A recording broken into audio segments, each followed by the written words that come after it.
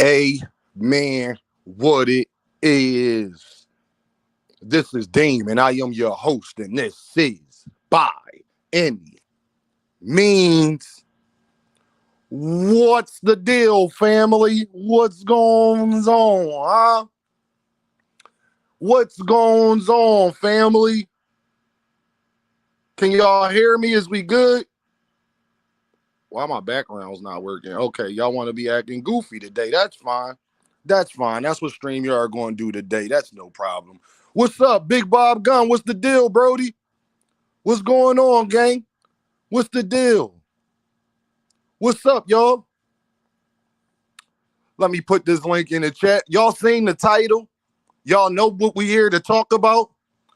I let people talk that like to talk because you get to see how full of ish they are. Hey, y'all, I got some answers. How Manager Marty be saying? We need answers. Dean, I was going to make some videos and all that, but I said, you know what, Dean? Go live and do it.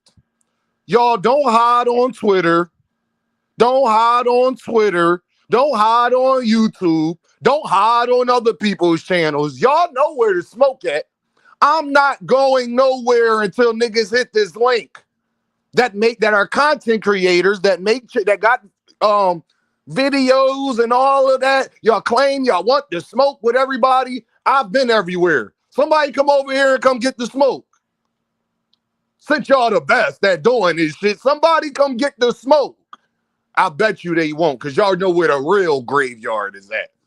Y'all know where the real graveyard is at, don't we? Dank Father, what up, my guy? Hey, Dank, I'm glad that you in here, Dank. Because, Dank, ain't you the same guy that said when Virgil Ortiz going to challenge for a title shot because they keep holding on to the interim and not put, oops, my bad. Did I get there already, Dank? You know I see everything. Dank, don't think when you tweet, my guy, that just because I might not like it or whatever. Oh, I saw it. Best believe I saw it. What up, Quee? Let me get everything. Yes, I did. I know you did, Dank. I'll watch, fam. That's why a lot of other people don't like me, hey, Dank. It be people that come through here and be like, Deem, I don't hate Tank. And then I see them on Twitter. And I just be watching like a guy at the top of the mountain, like, you goddamn liar.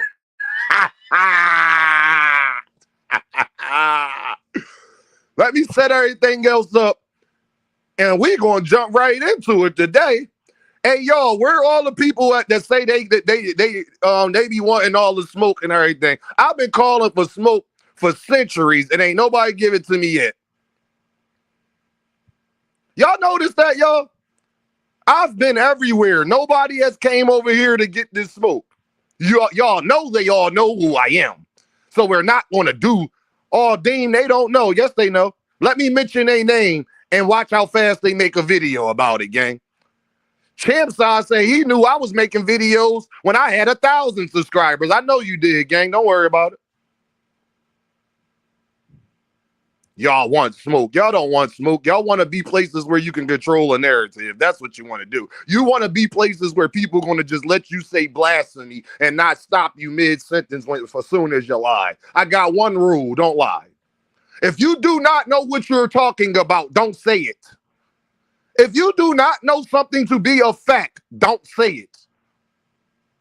My dad taught me that a long time ago, y'all. If you don't know what you're talking about, shut up. I don't want to hear your feelings. And y'all, I got a question, y'all. Is we believing what Eddie Hearn says or not? Hey, Don Royal, Boots Scary. Now, I'm about to block you, Don Royal. Now, Don Royal, you get blocked and hit the link. Don Royal, that's not a real name. The link is in the chat, gang. Hey, Don Royal, if you want to talk, it ain't no talking crazy about Boots unless you're going to hit the link, gang. That's the rules for today.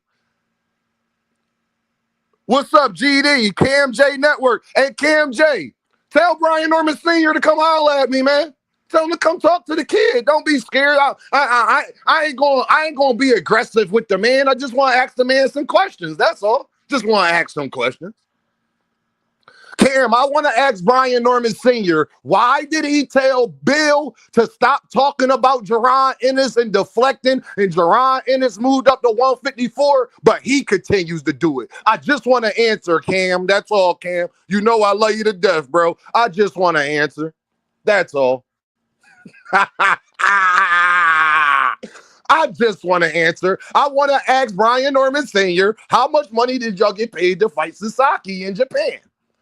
My guy Tay Jones is on there taking shots at Boots. Tay, I'm sorry, Tay, I got to do it. Y'all man turned down a unification to fight a cab driver in Japan for half the money. Not even half the money, gang. And then now y'all doing another voluntary fight in Devin Haney, gang. Y'all ain't unified nothing. Actually, you turned down the unification, gang, and still ain't got paid that. Oh, y'all, I can't wait for these reports to go out with what dudes was getting paid. Oh, Cam, I'm popping it today, dog.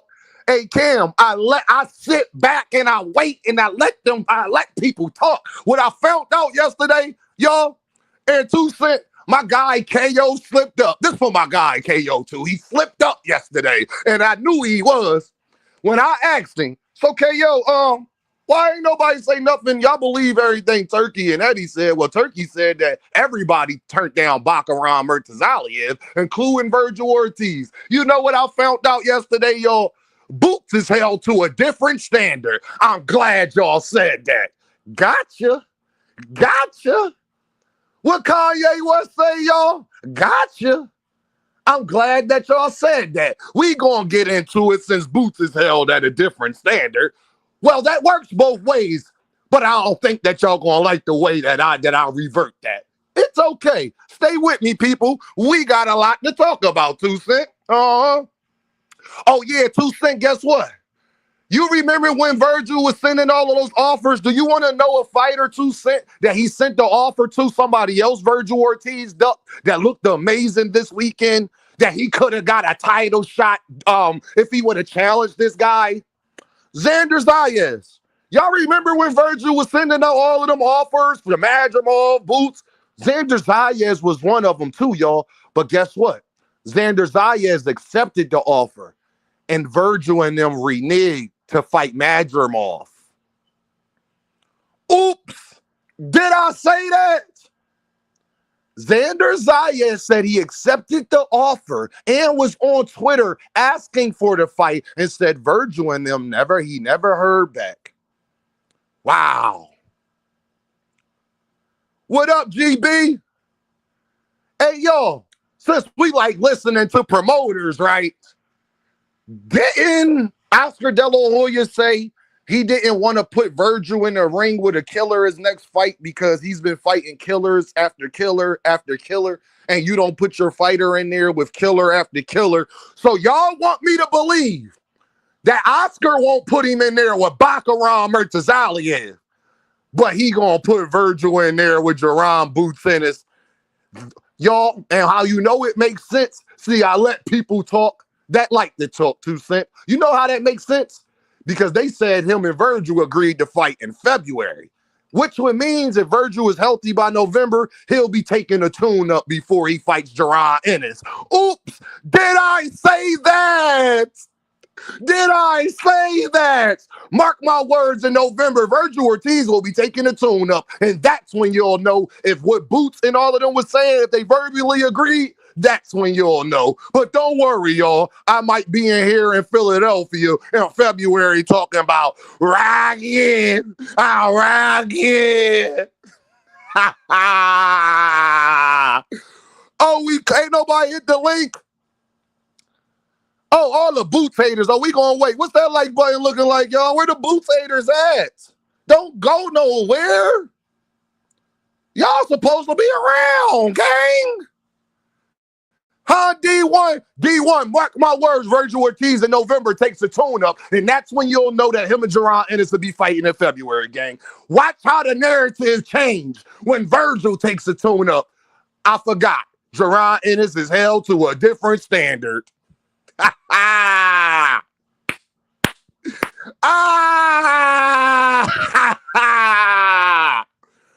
Oh, do we believe Eddie, y'all? Hey, Rich. Hey, Rich, I know you mad at me, Rich, because I exposed your hypocrisy about Shakur Stevenson. Hey, yo, I just want y'all to know that Rich believes everything that he says when it comes to boots. Besides him and Virgil supposed to be fighting in February, Rich believes everything that he says. But not when it comes to Shakur Stevenson, though.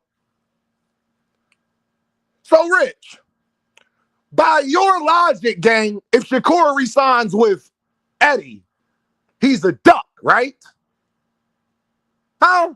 If he fight Andy Cruz next and resign with Eddie, he's a duck, right? Don't get quiet on me now, gang. Hey, Rich, I know you're listening, gang. I know you're listening. Can you answer my question, brother? If Shakur Stevenson resigns with Matcham and he don't fight Gervonta Davis and he fights, let's say, an Andy Cruz, he's a duck, right?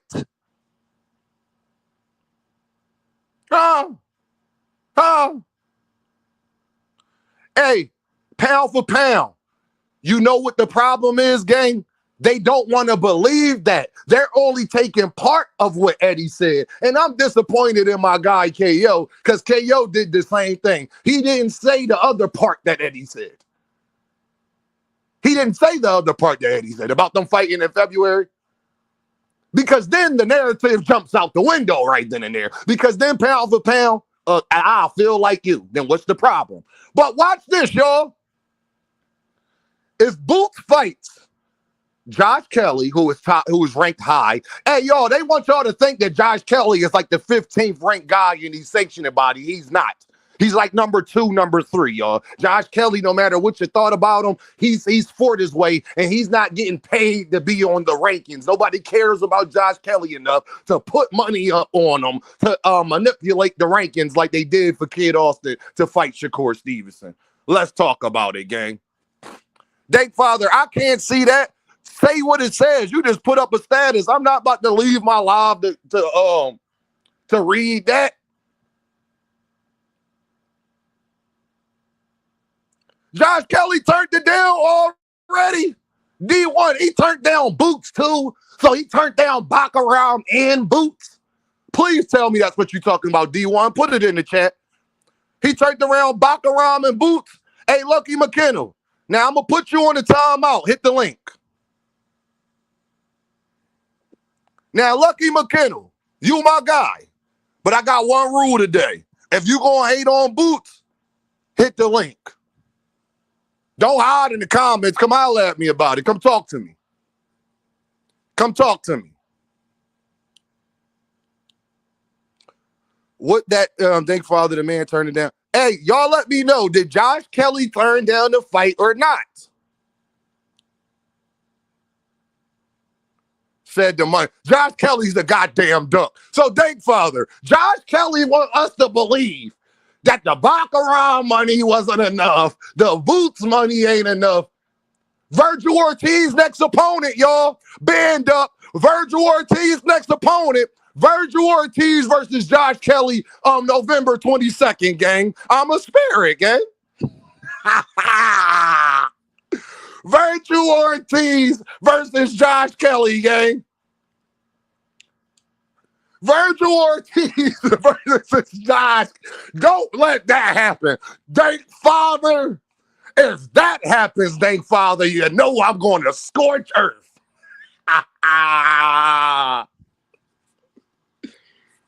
Who up here? There you go. What up, Luck? What's good, Dan? I'm putting the pressure on today, Lucky. I ain't going for it today, my guy. Talk to me, Luck. What's up, bro? That man ducking, bro. He ducked everything but Devin. That's what I'm gonna say. He ducked everything but Devin. All right, so what makes you say that he's ducking, Lucky? The man say he was going to 154, right? Yeah. Where he's at? He's at 154. Yeah, he said that the day before Brian Norman fought. But Say it again. He said that the day before Brian Norman fought. That he was going to 154. But far as we knew, the day before Brian Norman fought, before then, he was saying how he want to unify all the titles. He Why you want to did, but unify? What now let me happened? say this. He did, but Brian Norman Jr. already turned down 3 offers. Lucky I'm gonna keep chasing a nigga. And he Look, volunteered to go fight a Japanese cab driver in Japan, but didn't want to unify in Philadelphia. What would you that's a rather have done, Lucky? If you was Brian Norman Jr., would you have took the 1.7 million in headline, or would you went to Japan for 400,000 for voluntary versus a cab driver? Which one would you have did, Lucky? I would have took the 1.7 So then, how can Boots duck then, Lucky? He offered the man because a fight 3 different times, gang. he did, but it was times where Boots wanted him to wait until after his fight. As he should. Who the hell is Brian Norman Jr., Lucky? Yeah, but Brian said, "Look, let me get this one out the way with Sasaki, and I got you. We're No, gonna but how do we renegotiate." know? But Lucky, my thing is they already turned down 3 offers. If somebody turned down 3 offers, Lucky, is you gonna wait for them to say, nah, bro, let me do this first and I'll pay you next week? They were supposed to pay you 3 weeks ago, Lucky. Is you gonna base Yeah, your career off of that? no, not at all, not at all, not at all. Then there we go, my guy. And then Brian Norman Jr. Oh yeah, I'm glad y'all up here. Brian Norman Jr. and Senior need to worry about Devin Haney because Lucky, me and you both know if they lose to Devin Haney, they're not going to get talked about no more. This Hey, bro, I ain't Brian gonna lie Norman to thing you. is over. Bro, I already told Marty I got money on Devin, bro. I don't even rock with Devin, but he got the skills to get it done. Not saying he gonna get it done, but throughout the years, but for these last 2 fights, he got the skills to get it done. So I put some money on him, but I also got money on Brian Norman. Also, I got it going both ways. Either way, you won't win. Well, my thing is, Lucky, Brian Norman Jr. still hasn't got 1.7 million. Lucky, still. So Yeah, he still turned down his biggest fight, his first time to the headline, his most money, and a unification. Why are they mentioning Jaron in his name? hey. That's why, Lucky, they don't come over here because there is no way around that. Because I would ask Brian Norman Sr. a simple question: how much did y'all get paid to fight Devin Haney? You said how much they get paid to fight who? Devin Haney. I would want to see if Brian Norman Sr. would lie because we might be able to find this out because they undercard fighters. So I just I want to don't know. know. It better be more than 2.2 million that they was asking to fight Boots, my guy. Are we gonna know who was a duck then? I think it is. I just can't remember the number. I believe they said it, but I can't remember the number. I believe Bill said it. I don't think Brian said it. I think Bill said it. But they saying that Devin's the A side, so Brian Norman Jr. might not be getting what Bill is getting. I mean, what Devin is getting. You understand? No, understood. Yeah, yeah. Devin is the A side. I want to Devin is know the A what side. Brian Norman Jr. is getting. Yeah. Because then we could put all his duck talk to bed. Because if Brian Norman Jr. is taking a single cent less than 2.2 million, Yeah. because remember, that's what he was asking for with Boots. If he Hmm. took a red cent less than 2.2, chalk it up, gang.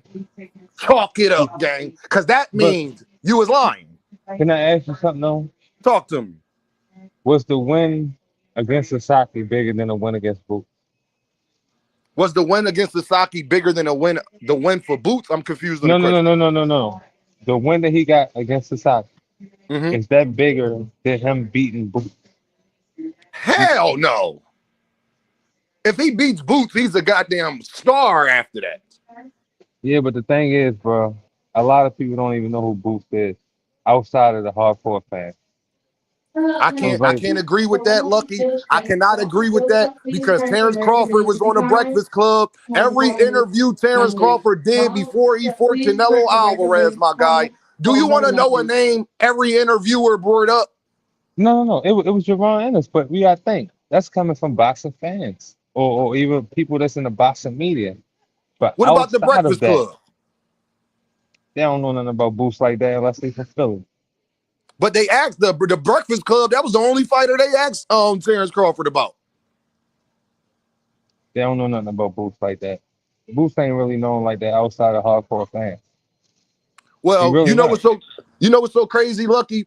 Y'all say that, but we just saw Brian Norman Jr. become way more relevant off of attaching his name to Jaron Ennis.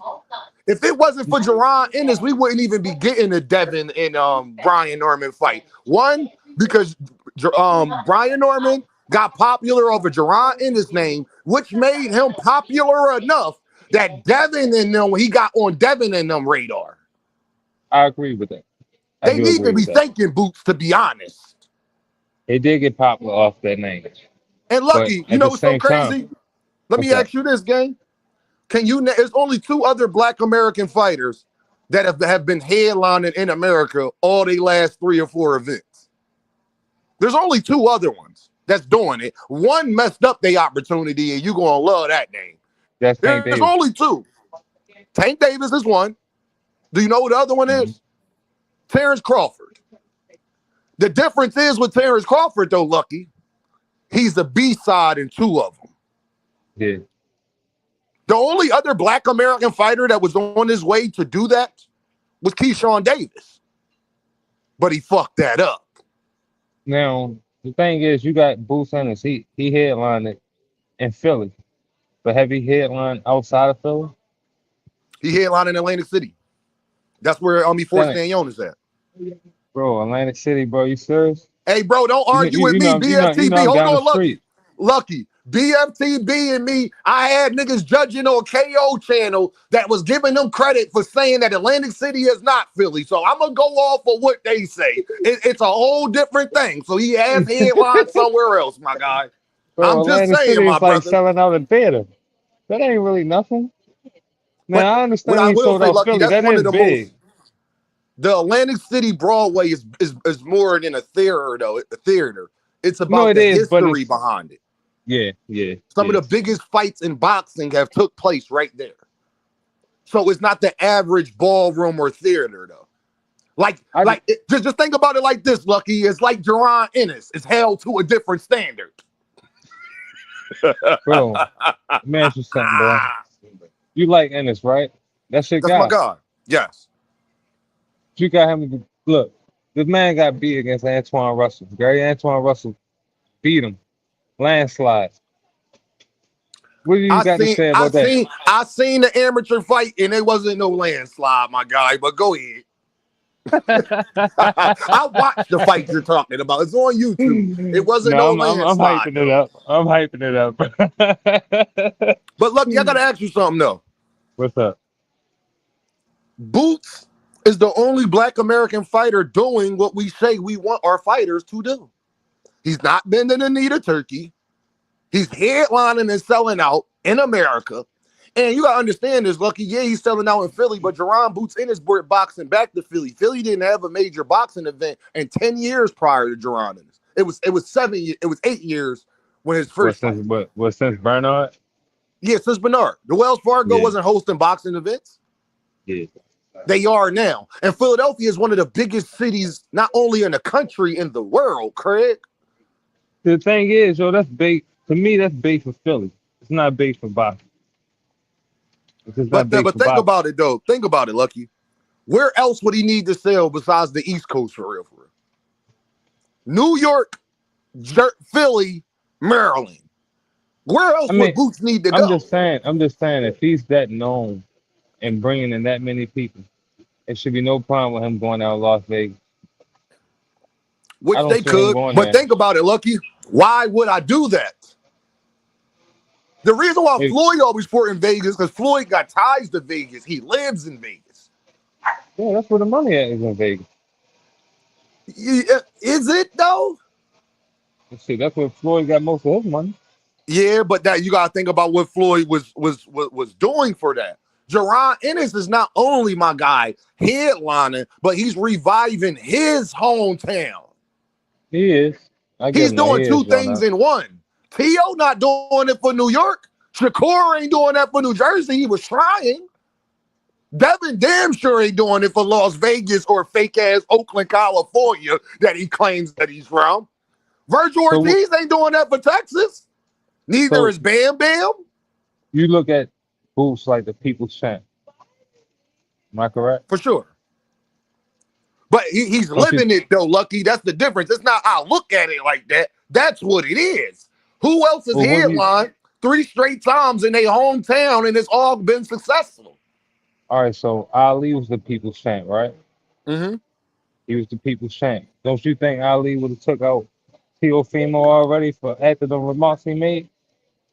No, bro, Ali, y'all gotta see. I know we get into this with the new boxing thing because of YouTube, bro. Muhammad Ali got a bunch of tune-ups on his resume too, gang. No, I There believe ain't him. I it, know, I know. it ain't a fighter. Look at Clarissa Shields' resume. There ain't a Yo, fighter out there that don't. yo, Nobody real said shit. nothing. You know what's so funny? I heard boxing hackers say, "Hey, Dean and him and Joseph, the same. You know they Shakur fans now all of a sudden, right?" Yeah. And they said, "Dean, um, yeah, champions go right up and challenge the next guy, right? If he really that bull." Yeah. Shakur Stevenson moved up in Fort Yoshino. Yeah, that's how he do though. That's how he Hey, operate. hey. And then what's so sad about the TO thing, Lucky? When that fight first got announced in 2 Cent, put it in the chat if I'm lying, 2 Cent. When that fight first got announced and they were saying that Boots might fight TO, everybody was calling that a tune-up too. I got the receipts, Lucky. Just go back. Wait, Just you go said back. what? You said When what? everybody was talking about TO and Boots, and they were saying if Boots take that fight, it's a duck and a cherry pick. But now all of a sudden, people want him to fight TO. Yo, I'm gonna be honest with you. I want him to fight somebody. He is Josh Kelly. But Yo, they saying Josh Kelly just ducked out the fight too. See, that'd be my problem, Lucky. He yeah, offered the fight to Virgil. Virgil and them, and this is where my guy KO can't get out of this either when I get in with this one. Well, Dean, Boots could have did this. Boots could have did that. And when I asked him this one simple question, Lucky, did Jaron, Ennis, and Eddie offer Virgil a fight for August? The answer is yes.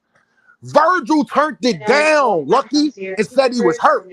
And then Turkey and them tried to double back with the November 22nd thing. You know what the problem is with that, though, Lucky? what's that? He turned down negotiations. All Virgil had to say is, we can negotiate to fight in Philly as the headline in November, but just give me more time because my hand hurt.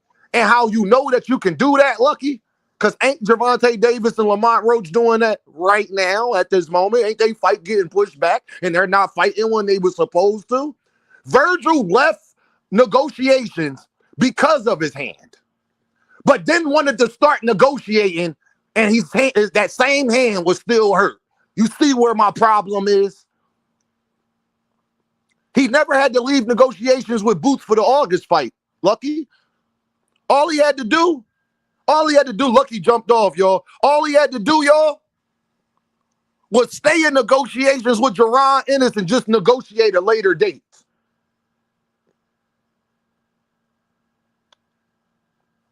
Oh, I'm cooking too much. I understand. My guy. There we go. You back on, bro. Javon, what up? Hey, y'all, what's that like button looking like? Hold on, gang.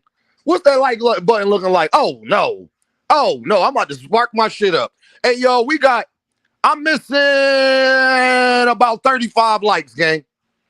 Y'all some eavesdroppers this morning. Now, I'm about to spark my stuff up because y'all ain't gonna do I know y'all don't like Boots. I know he the new Gervonta Davis. Hit that like button, gang. And y'all see how Lucky showed heart and actually hit the link? I need y'all to do the same thing. If you got Hey, anything to say about Boots, get up here and talk to me about it. Don't hide. But what that don't like only button click looking the like, link. y'all? Hit the like button. Hit that like button, man. Y'all is forget. Oh no, I need 20 more. I need 20 more, gang. I'm sorry, Lucky. I'm sorry, bro. I hate having to do this, Lucky. I'm No, sorry. I I need 20 understand, more. bro. I'm gonna sit here and smoke until y'all hit that like button. Straight up. Most definitely. Yeah, you know how they say free somebody until it's backwards, man. Them niggas need to hit the like button until it's backwards, dog. For real. Cause like I don't Real understand why niggas Rams. can't. For the life of me, dog. If you at a place, even if you came to hate, you here because you love it, dog. So why would you not hit the like button, dog? It only takes a second, if that. That's don't cost a thing. It's not even heavy. Hit the damn like button, man. But on top of that, dog, when somebody say you got heart, I got like that Mickey Fricky said in the movie, I'm all heart. I'm all heart, Banging man. on my chest. But I'm all heart. I'll say this, man, and it's mighty funny that, certain things get applied to certain people. I was just hearing that, Tank need to either be decommissioned of the belt and recess or possibly taken away for making Roach wait 4 months to fight for the belt again, get the rematch, or if not, fight the mandatory and Floyd Schofield. Meanwhile, you got other people who throughout time have fought literally just one fight a year or have never defended their title at all, and there's no outcry for them to be stripped or put in recess. And it's just wild that the hate my man Boots now get is being applied to him, especially since, there was some quote unquote leaky information about him being connected or tied to the PBC through Showtime. Yeah. Also with, him pushing for Bud, the cups. Shout out to whoever came up with the buttercups. That was not me. Everything else you hear, that was me. But shout out to those who said the buttercups, man. He also went after Spence too. He said he would try to get whoever came first and whoever was the easiest opportunity. He just thought that Bud would be the easier route. Bud then pulled out of a fight of negotiations with Spence and then proceeded to fight Benesian. I've been sneezing or whatever his name is. He could have fought Boots there. And ever since then, it's been dump on Boots. Then came the and shout out to my man, because it worked out for the best with him and his son. The Norman fiasco about being offered X amount of money. Now, when the purse bid gets ordered and mandated and agreed upon, there can be no more entertaining of offers. And your boy Kukadajian was not looking to be compensated with quote unquote step aside money. So really wasn't no chance for them to do it. But they still went on YouTube for a raid, leveraging some extra money that, it would have been easy for him to just let go off of his purse so they could make a fight in Philly. Only to say, like, I'm comfortable anywhere I fight, no matter where I'm at. I could be in Japan. So we got to just read the room. I think we need to do better jobs of reading the room, because this play has been, in fact, I can't find the interview. I'm going to find the interview where Senior was talking and he said, oh, look, if we can latch ourselves to a popular name and get some traction and some. Yeah, I got to find it so I can verify it, because he said it. He said it in an interview. He said he would do it. And Boots would probably more likely be that person. And that's what happened. And Thomas Hill, can I ask you a question though, Thomas? Yeah, you can ask a question. It's your format, baby boy. What you got to know? Let me ask you a question, Thomas. Did you hear any outrage when Baccarat was chasing Josh Kelly around 3 weeks ago? Nah, I didn't even know about it. Wow. Baccarat was literally going after Josh Kelly. Did you hear anybody say anything? I didn't hear not one word. Not right one again. Thomas, they want to go off of what Turkey said, right? That's what you keep hearing people Big telling Turk me. for the people. Yeah, Turkey said. Thomas, didn't you hear Turkey say that all of the names that y'all want Baccarat to fight, we offered and they all turned Baccarat down, including Virgil Ortiz? Yeah. Wow. Couldn't Virgil Ortiz be fighting Baccaram on that November 22nd card? That's what it was offered for. Yeah. Wow. Have you heard any content creators make videos about that? Not at all. Oh, Boots held to a different standard. So this lets me segue now, y'all, because that's what I heard yesterday. Boots is held to a different standard. Thomas Hill is another fighter that we had to go through this with. But people tell me Boots not a star and this, that, and the third, but he's held to a different standard. Watch this, though, y'all. Y'all gonna love this.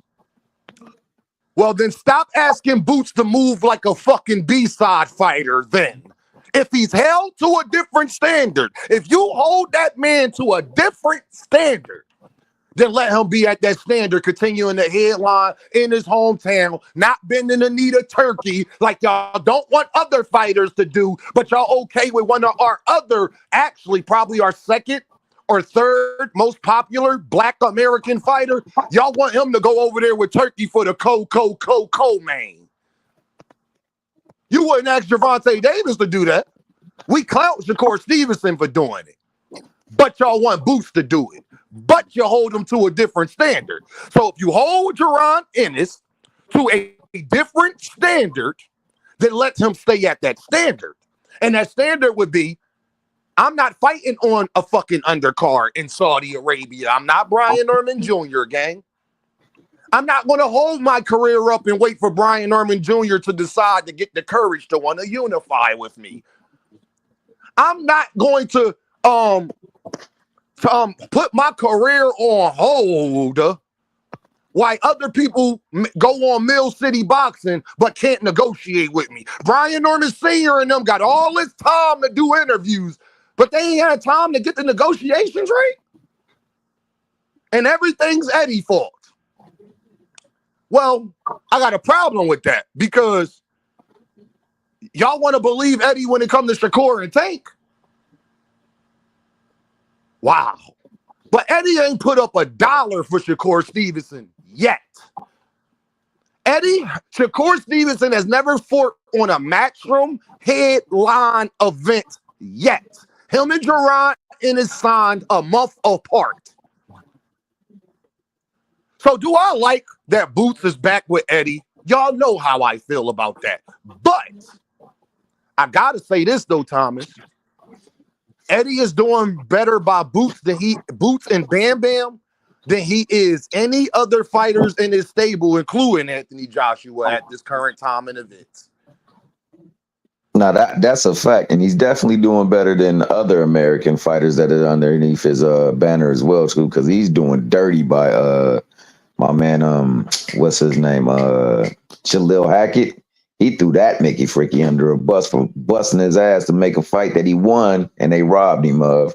Yep. And also with Shakur, I unfortunately don't think he's doing the best that he can for Shakur. I will say, I mean, I ain't got no criticism of no fighter getting their bread. First and foremost, they're in this to make sure that they never have to punch a clock. He ain't got to punch a clock and he getting paid. So the only pushback I would have is that, like, he don't have a staple of 54 fighters to fight, and he's going to have to rely upon, like, what is it? Cross promotions. And I mean, there's only but two Thomas, people he doing that anyway with all of his fighters. Eddie don't got fighters for none of his fighters. He just, besides Bam Bam and them little weight classes, Eddie ain't got fighters for none of his fighters. But what I like that he's doing when it comes to Jaron Ennis, though, he's been keeping his promise to Boots. Remember, everybody was telling me, y'all, Dean, he ain't going to get a unification. And y'all said he got lucky. And I told y'all, how did Boots get lucky, y'all? Y'all thought YSM Sports Media just started interviewing Stan Jonas out of nowhere for no reason? Huh? Thomas, that's what they want you to believe. That Mill just started interviewing Stan Jonas for no reason. Pay attention, fellas. Yeah, Mill's solid. He one of the most solid cats in the game. What's up with y'all boys, man? What's up, D1? What's up, Dean? What up, T-Hill? What's up, D1? I don't know if you heard me, D1, but Boots is held to a different standard, and I'm so glad that people said that. But then D1, then we got to be consistent, because if he's held to a different standard, D1, then don't get mad at him moving like he's held to a different standard. Well, what do I mean by that? Why the fuck would Jaron Ennis go to Saudi Arabia and be a co-main if he's held to a different standard? Fuck all that, dog. We not going to no fucking Saudi Arabia to be placed on a triple undercard in a fight. Nobody gonna fucking be there. This game is prize fighting, selling tickets and fucking cashing in on your momentum. We're gonna stay right in Philly fighting who the fuck we gotta fight and keep selling fucking tickets. And y'all are just gonna keep tweeting and talking on the fucking internet. Fuck, I love it with that shit. Hey, D1, can I ask you something, D1? Have you seen anybody make a video about Virgil Ortiz ducking Bakaram Murtazaliev twice? Fuck no. Fuck no, bro. It's a complete double standard, dog. It's like anybody that gets any sort of fucking momentum or fucking, you know what I'm saying, get any sort of buzz, bro. People just want to fucking throw water on this shit. They want to make them look bad for some fucking odd reason. And really, these fake fucking hardcore boxing fans should want superstars. Our sport is fucking dying. It's 14th in the United States. You fucking goofies keep typing and fucking talking dumb shit on the fucking internet and don't fucking even support the sport. We're tired of listening to y'all. You ain't got shit good to say about nobody. So just keep arguing in chats about bullshit. Fuck out of here with that shit. Jaron, I just want to know, y'all. Fuck you got to, bro. I just want to know, y'all. Is we listening to Eddie or not? But also, it would be. Josh Kelly already turned it down. Already, D1. That's what I wanted to ask you, D1. He turned it down. Than that. They're acting like they're with all the smoke, but you gotta have the right money first. Then stop acting like you're with all the smoke, because you're not. Who the hell do Josh Kelly think he is to turn down Boots and Bakaram? I don't know, bro. This whole shit is getting kind of fucking funny, bro. It's hard. I didn't even know that, D1, that he turned it down, because this was just yesterday. He was supposed to fight. More handsome offer is what he said. You got to make it worth my while, but I'm with all the smoke. Like, what? Hey, yo. Talking about, dog? We know who Virgil Ortiz, the next opponent, gonna be, y'all. Hey, Dean, can I say something real quick, bro? Go ahead, Thomas. You can say whatever you want, Thomas. All right, first and foremost, man, if you here and you enjoying the content, hell, if you don't even like the content, but you just like to talk about it, hey, hit the like button. You know what I'm saying? It's not going to cost you nothing. Hit the sub button, man, because, you know, it'll come on again. And if you feel like something was said that you didn't agree with, you more than welcome to come up on the panel. Dean gonna let you rock out. So, you know, you got to respect people who ain't gonna censor you. I want all the smoke, Thomas. Have you noticed Dean has been everywhere and debated everybody? They do not pop up over here. So I don't care what you're doing. I don't want none of y'all boxing content creators talking about you go where all the smoke at and all of that, when the only person that has been by here to even remotely debate me has been Knockout Boxing 86. So if you're not Knockout Boxing 86, I don't want to hear nothing, gang. Y'all don't come over to the real graveyard. Hey, Thomas, they all know who I am. Oh, yeah, they know. That's why they're here. That's why they're here. And also, I want to say one thing, man. You guys are familiar. I know most of you guys in the chat are definitely familiar with the term hustling backwards. My nigga has been a main event and has headlined his own event. Why would he go somewhere to be thrown on the undercard to the undercard that don't move progressively forward? So got a bigger name than all of them. Yeah, and shout out to Shakur, man. I don't think that he should have been on somebody's undercard. Now, granted, he got a fight that everybody said they wanted at first and said that he probably would lose, which I was asinine in my belief and opinion. I just know that he deserved much better than to be somebody's undercard or somebody that ain't even really truly done anything. Neither one of those two fighters done more than either one of those people who was on the fight before them. and yet they had to build up for them. That should never be the case, and Boots should never have to do that. He's been his Jonathan, own manager. Fucking Edgar Berlanga was the main event. What the fuck is this guy doing? Like, real talk, bro. And got fucking knocked Shakur out. Stevenson should have been the main event of that fight. Everybody that was in that was there for Shakur Stevenson. I don't want to hear that. This dude don't know what the fuck he's doing with all that money. What good is money? Hey, Jonathan says something, y'all, that's very profound. Jonathan Simmons said, Simeon, how you say that? Simon.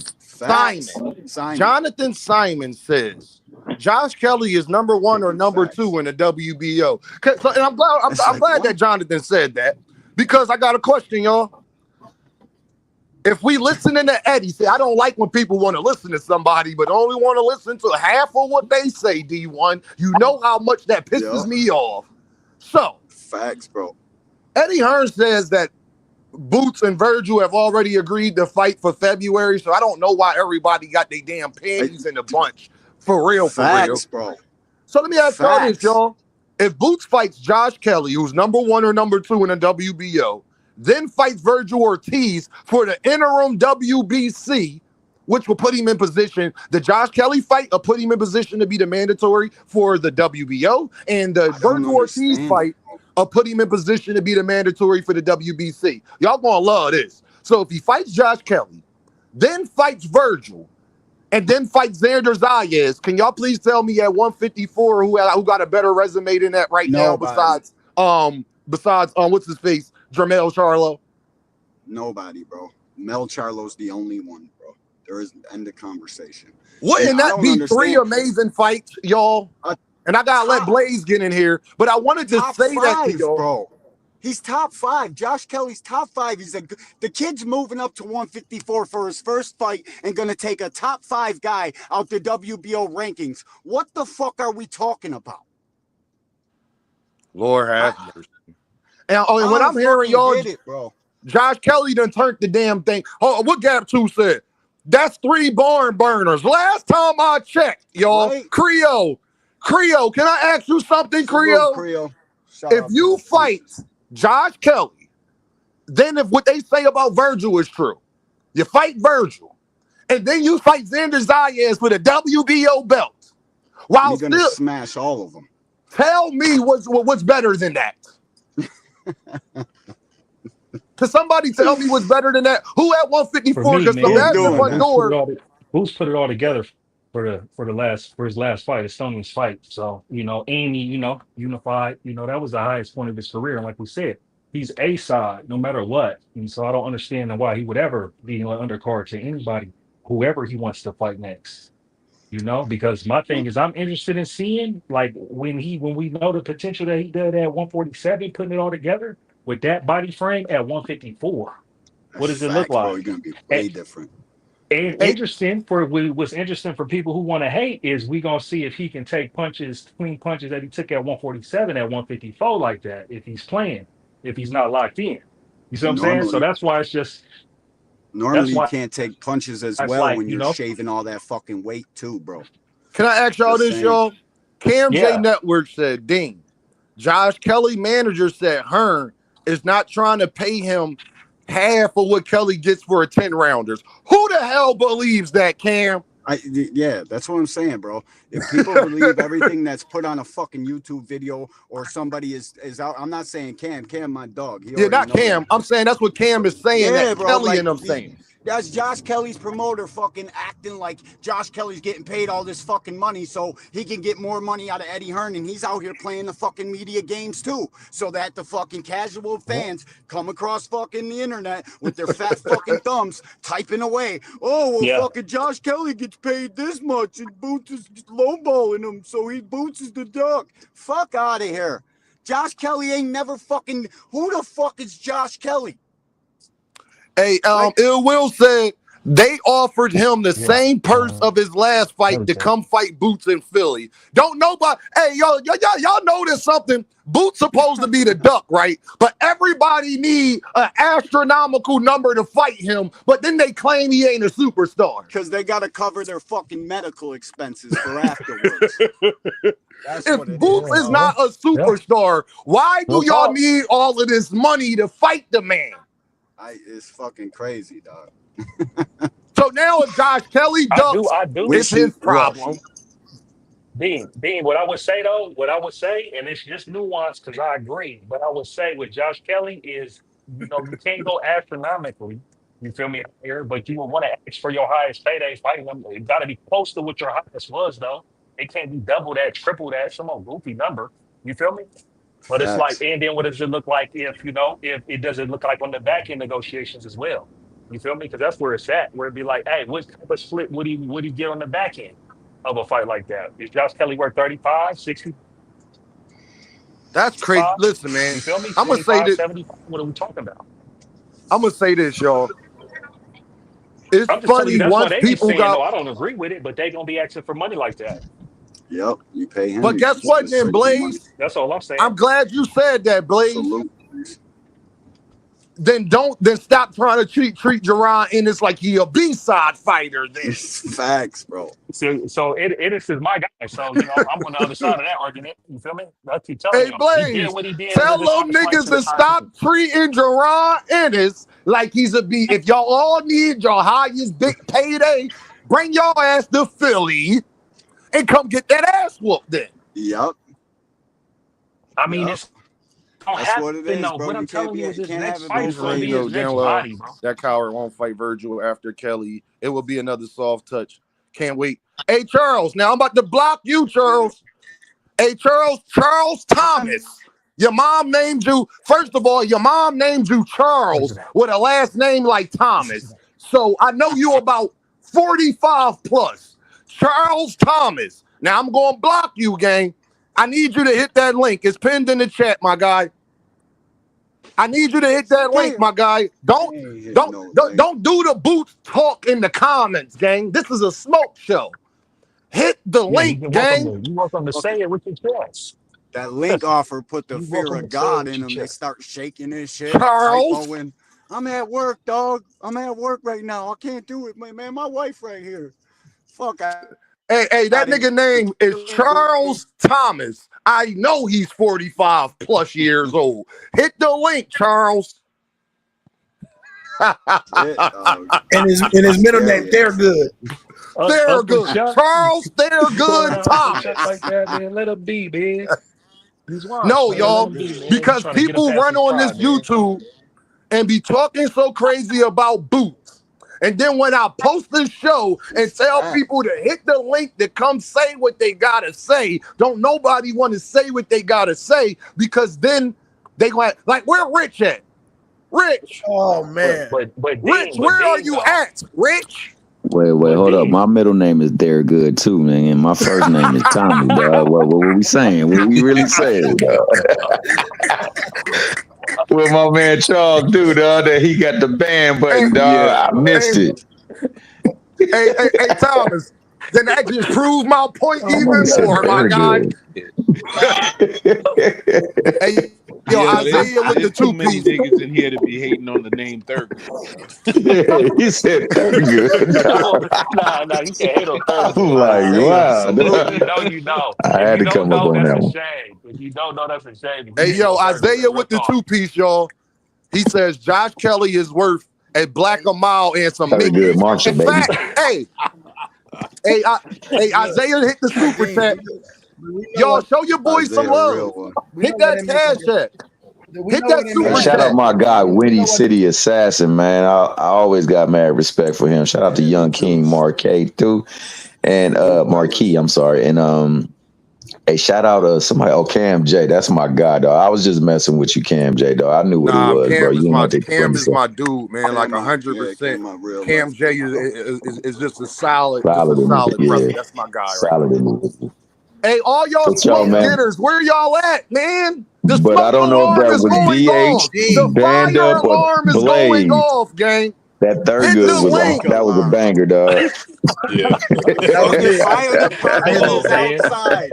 The Where fire the fuck department is y'all at? outside. Hey, guess what, y'all? Y'all gonna like this, D1. I got my fire boots on, too.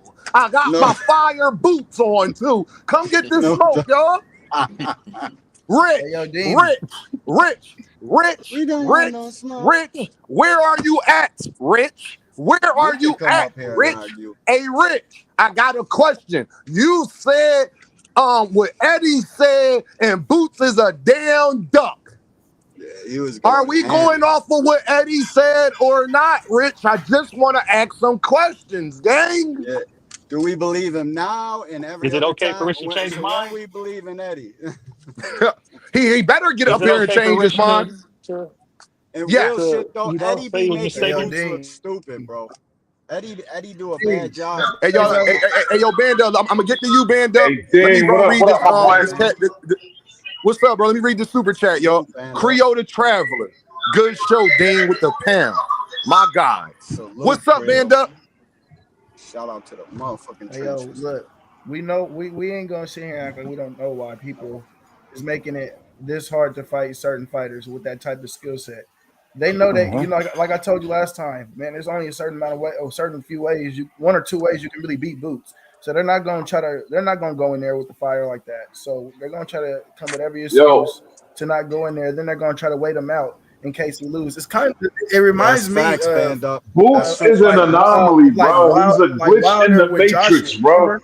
That's a fact too. Whoever said that, he a glitch. I said that, man. He's an anomaly, bro. It reminded me of like, Oh, salute to you, bro. Salute. yeah, Boots is nasty. Oh, for sure.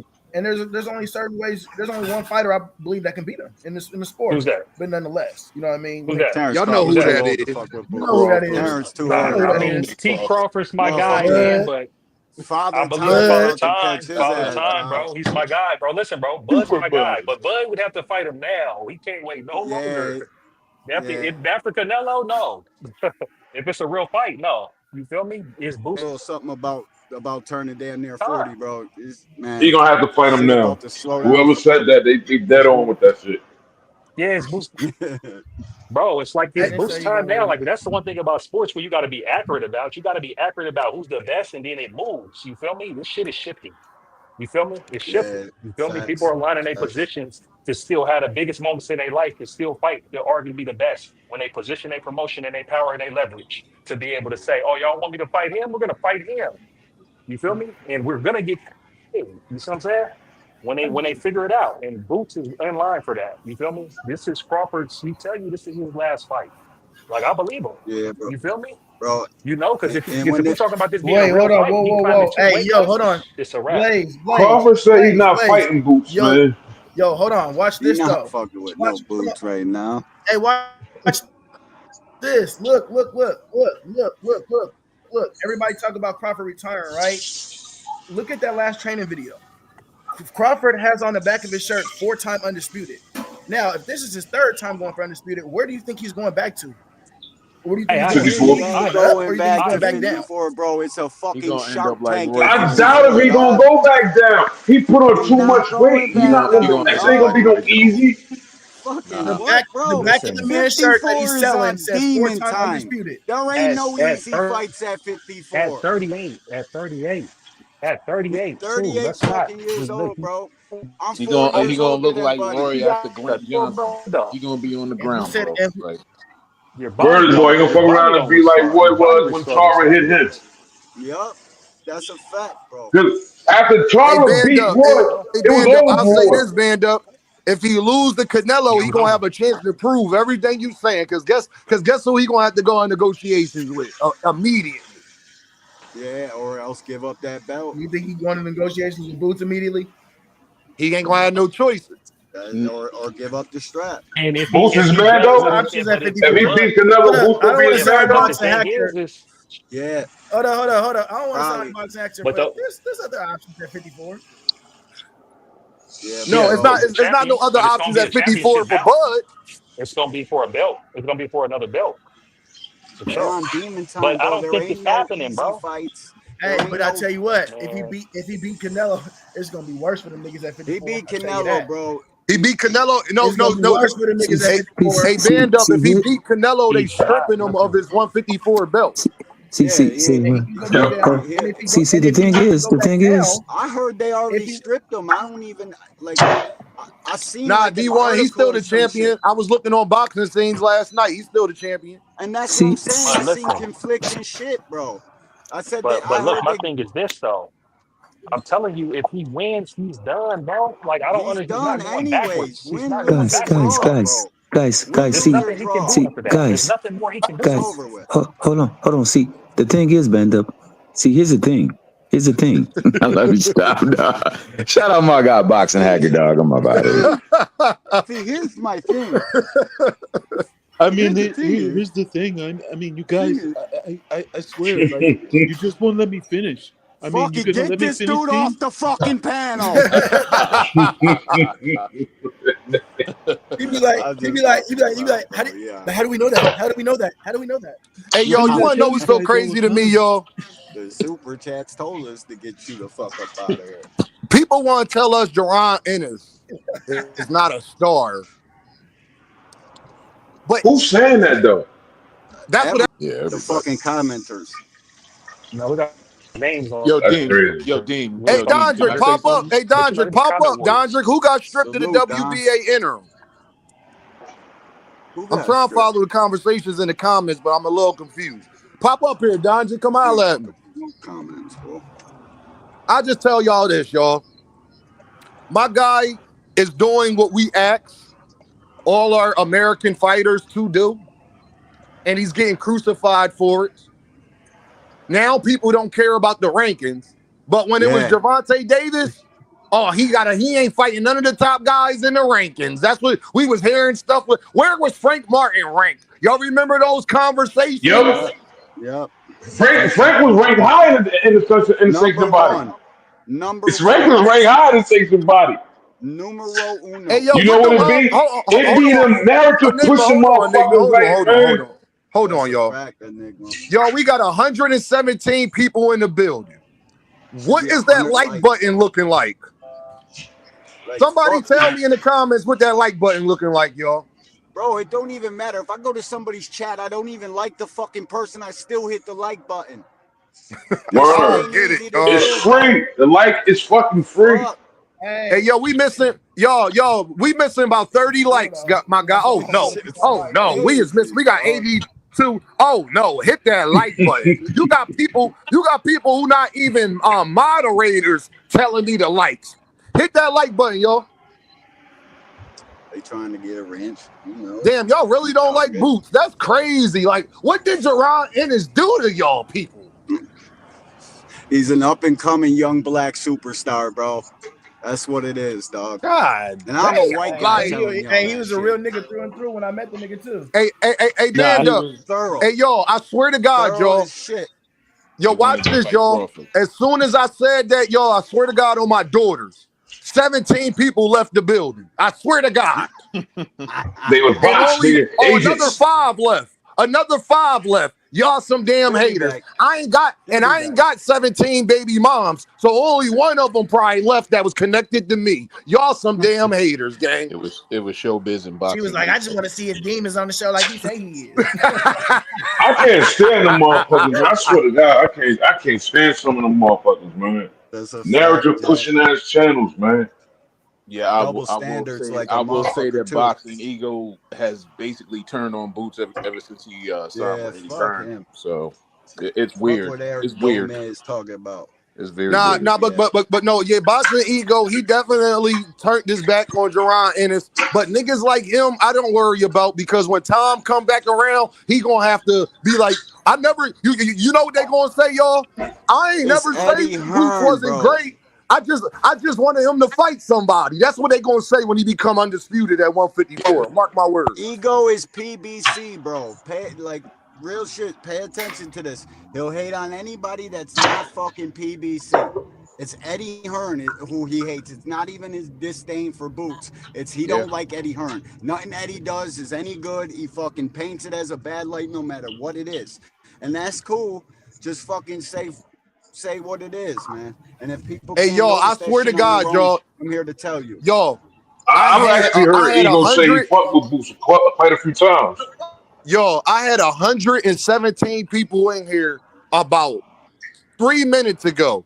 We down to 75 now. Y'all really some haters. That is crazy, gang. That is in and out like crazy. They'll be back. They'll be back. Hey, yo, that is just amazing. What's up, 2 Cent? The queen is in the building. What up, y'all? What's going on? 2 Cent, salute. I think I heard somebody say it the best earlier. They want to. Hold on, 2 Cent. Hold on, 2 Cent. I'm gonna let you go. I just gotta say this. Hey, Charles Thomas. Now I put you on the timeout the first time, my guy. And now you have to hit the link or make a new account. Charles Thomas, hit the link, gang. Don't be talking in the comments. This is a smoke session. If you ain't got no smoke, say something positive, troll a little bit, or hit the link, gang. Go ahead, 2 Cent. I apologize, Queen. Yeah, it's almost kind of like they want to manufacture certain people to be stars, and the stars that are rising naturally, they want to suppress them and hold them down, and paint bad pictures of it. And I just don't get it, because Boots went from minding his damn business to being a duck and doing all this. And this is what I want to say, right? People think just because you don't quote unquote like somebody, you cannot be objective. And this is what I don't understand about this space. I'm not a big fan of Eddie Hearn, but even when you ask people, okay, is Boots looking like Andrade so far? We could say no. It's not giving Boo Boo Andrade so far. And let's say why.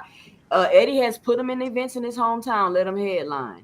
Eddie put him in position to get belts. Listen, I don't like Eddie Hearn. I think Eddie Hearn is full of BS. I absolutely do. But when I'm sitting back and I'm looking at it, I'm like, okay, well, why would Boots go back with Eddie Hearn? Maybe I don't agree with the decision, but I'm trying to see why he would possibly do that.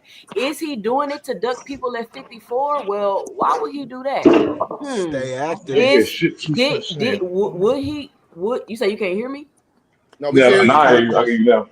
Oh, okay. Should he go to PBC where he possibly won't be a priority, because they got a whole ton of other 54 pounders over there that they're focusing on and growing and turning into stars?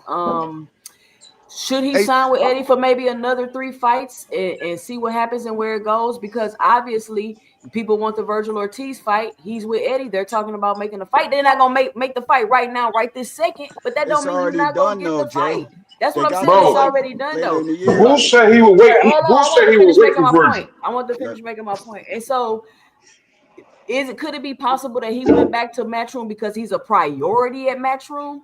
That's why he went back to Matchroom. He's active, he's a priority, and he's making money. Shakur Stevenson, however, and that's another thing people can't do. They can't look at things as isolated incidents and separate them. They just want to be like, oh, Shakur Stevenson with Eddie Boots was Eddie. It's the same thing. It's not the same thing. We haven't even seen Eddie do anything for Shakur Stevenson. Unfortunately, on undercards. And Eddie ain't tried to, but Shakur said he don't want Tank. So hey, y'all let the only thing Eddie has done with Shakur is take his 20 off the top, and that's fucking it, and put him on undercards. Hey, listen, but I don't agree with him being with Eddie Hearn, because I don't trust Eddie Hearn. I don't trust Eddie Hearn. From main events to fucking undercard shorty. Like, what the fuck are we talking about? He should get the fuck up out of there. He should have stayed with ESPN. Well, I'm talking about Shakur. I mean, if the rumors are true, if what Eddie said is true, he did exactly what Shakur wanted him to do. Yep. He said, I don't want to go and fight Tank. I'm not pursuing that. So really, Eddie did what he wanted him to do. Yeah. You know? Shut up. Eddie said, let me get to this super chat real quick. Strong Armstrong with the 5-piece. Just the fire emojis. Appreciate y'all. Salute. Let me say this, y'all. The funniest thing, I was looking at, I was mad at Boots about the Matchroom thing, but I gotta admit, Eddie Hearn has been doing a pretty good job with Jaron Ennis. And I was looking at the champions.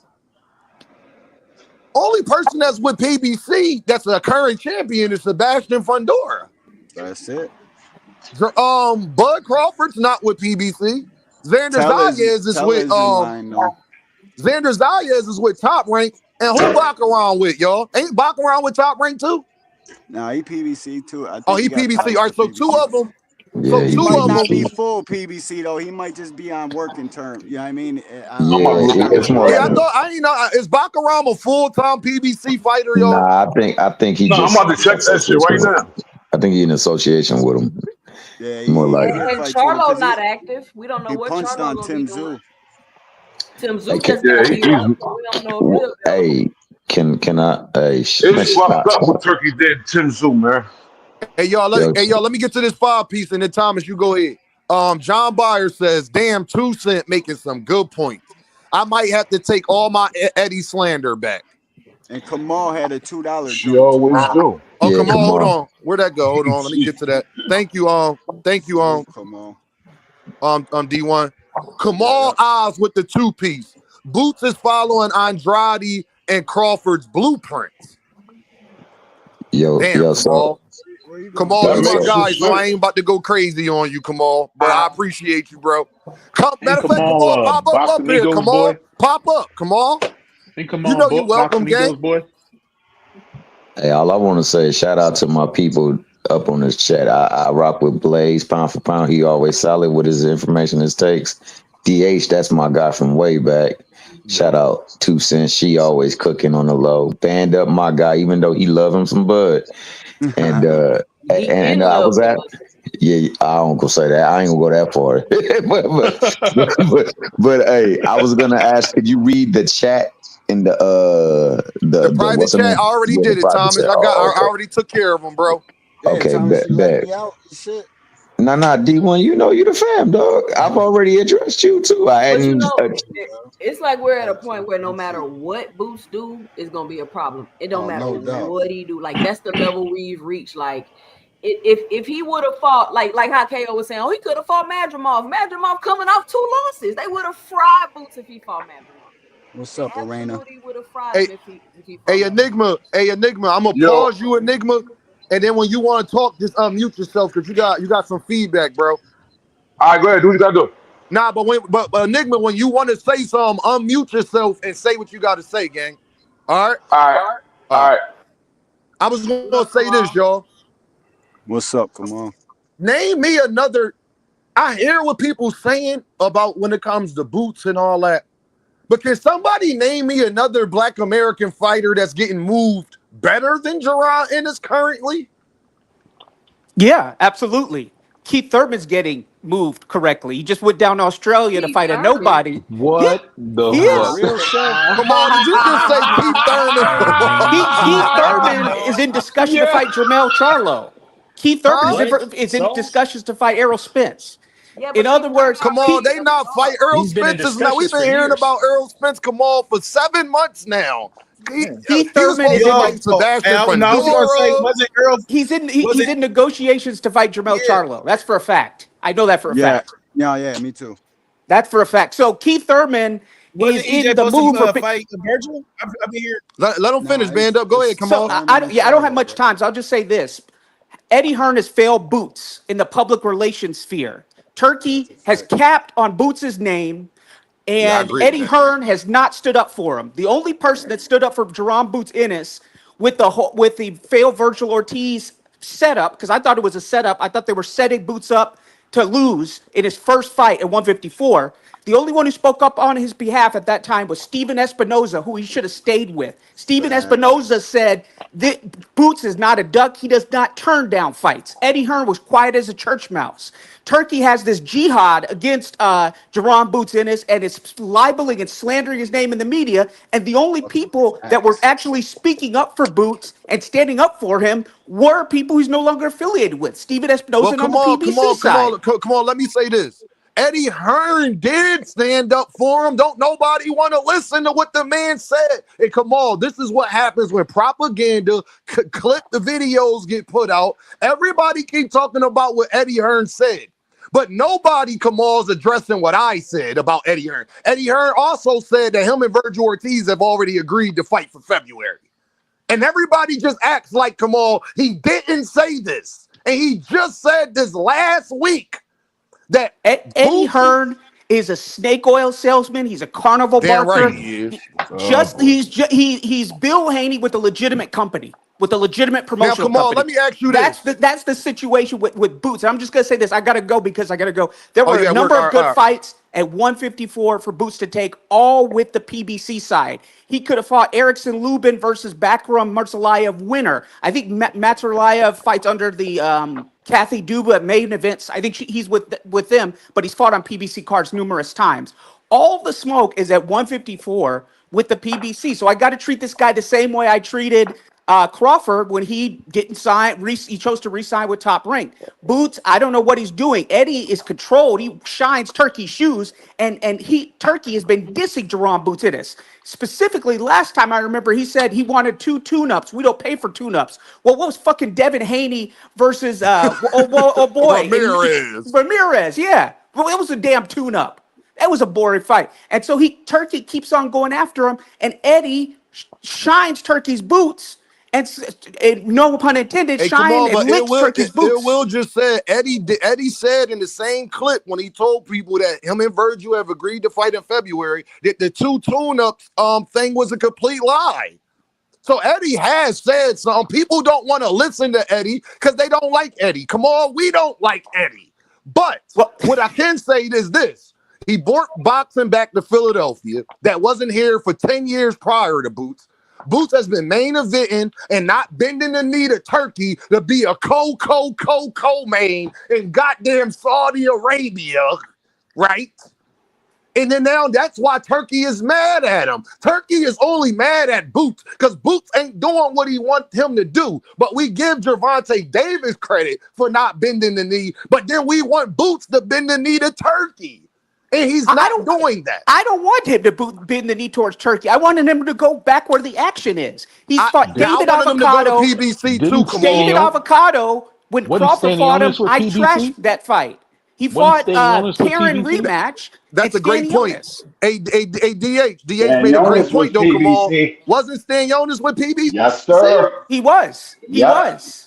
But he could have gotten more action. PBC has shown that they willing to do business with Jaron. It ain't like Boots and PBC don't got a good relationship. But who do you think they're going to prioritize when it comes to these big fights at 154? Are they going to provide for their own guys first as the first priority, or is somebody else, especially with Eddie Hearn? And so, again, if I hadn't heard all this Eddie Hearn talk about Boots and sticking up for him, then you just proved my point, guys. Because I haven't heard it the same way I heard everything that Eddie Hearn had to say negative about Deontay Wilder. But Kamal, that's because the reason why you didn't hear it, Kamal, is because these channels not going to put that out because then that disproves everything they have been saying about Boots. No. Eddie Hearn said that the 2 tune-ups was a lie. Him and Virgil is agreed to fight for February. So I don't know what. And then guess what, Kamal? And then if he wins this, well, they saying Josh Kelly just backed out. I don't know who the hell Josh Kelly think he is, Kamal, where he could turn down Boots and Bakaram, but that's a whole nother conversation. Well, he's probably going to be named the mandatory for Xander Zayas, so he's probably going to fight. And Xander Zayas is a boring fighter. He's a cure for insomnia. So, I mean, he's going to probably fight for a title if I have to say. But I got to run. I'll just say this, man. I have the same standard with Boots. The only ones doing his public relations are people he's no longer affiliated with. Eddie Hearn knows how to go out to Times Square and pull gimmicks asking, do you know who Deontay Wilder is? And he's the loudest carnival barker in the room. And if you're telling me that I don't hear from Eddie Hearn, he's still saying it, then his promoter is not promoting. Further proving my point. Without him out, deuces. All right, come on, be safe, bro. Peace out, come on. I see why Boxing Ego hangs out with him. He a lame. Chill. I'm sorry. DH, chill. That's my guy, DH. Chill. I'm sorry. Yo, I got Kamal keep the same energy across the board, though. That's one thing you got to admire about certain boxing fans because that's his rarity. That's true. He gotta let that Wilder shit go, bro. See, DH, you want to know where my problem be at, though, bro? Is that I was the guy that was trying to tell everybody about Stanionis, and people were saying, Dean, Boots ain't gonna get this and Boots ain't gonna get that. And then when the fight happened, you want to know what they told me, DH?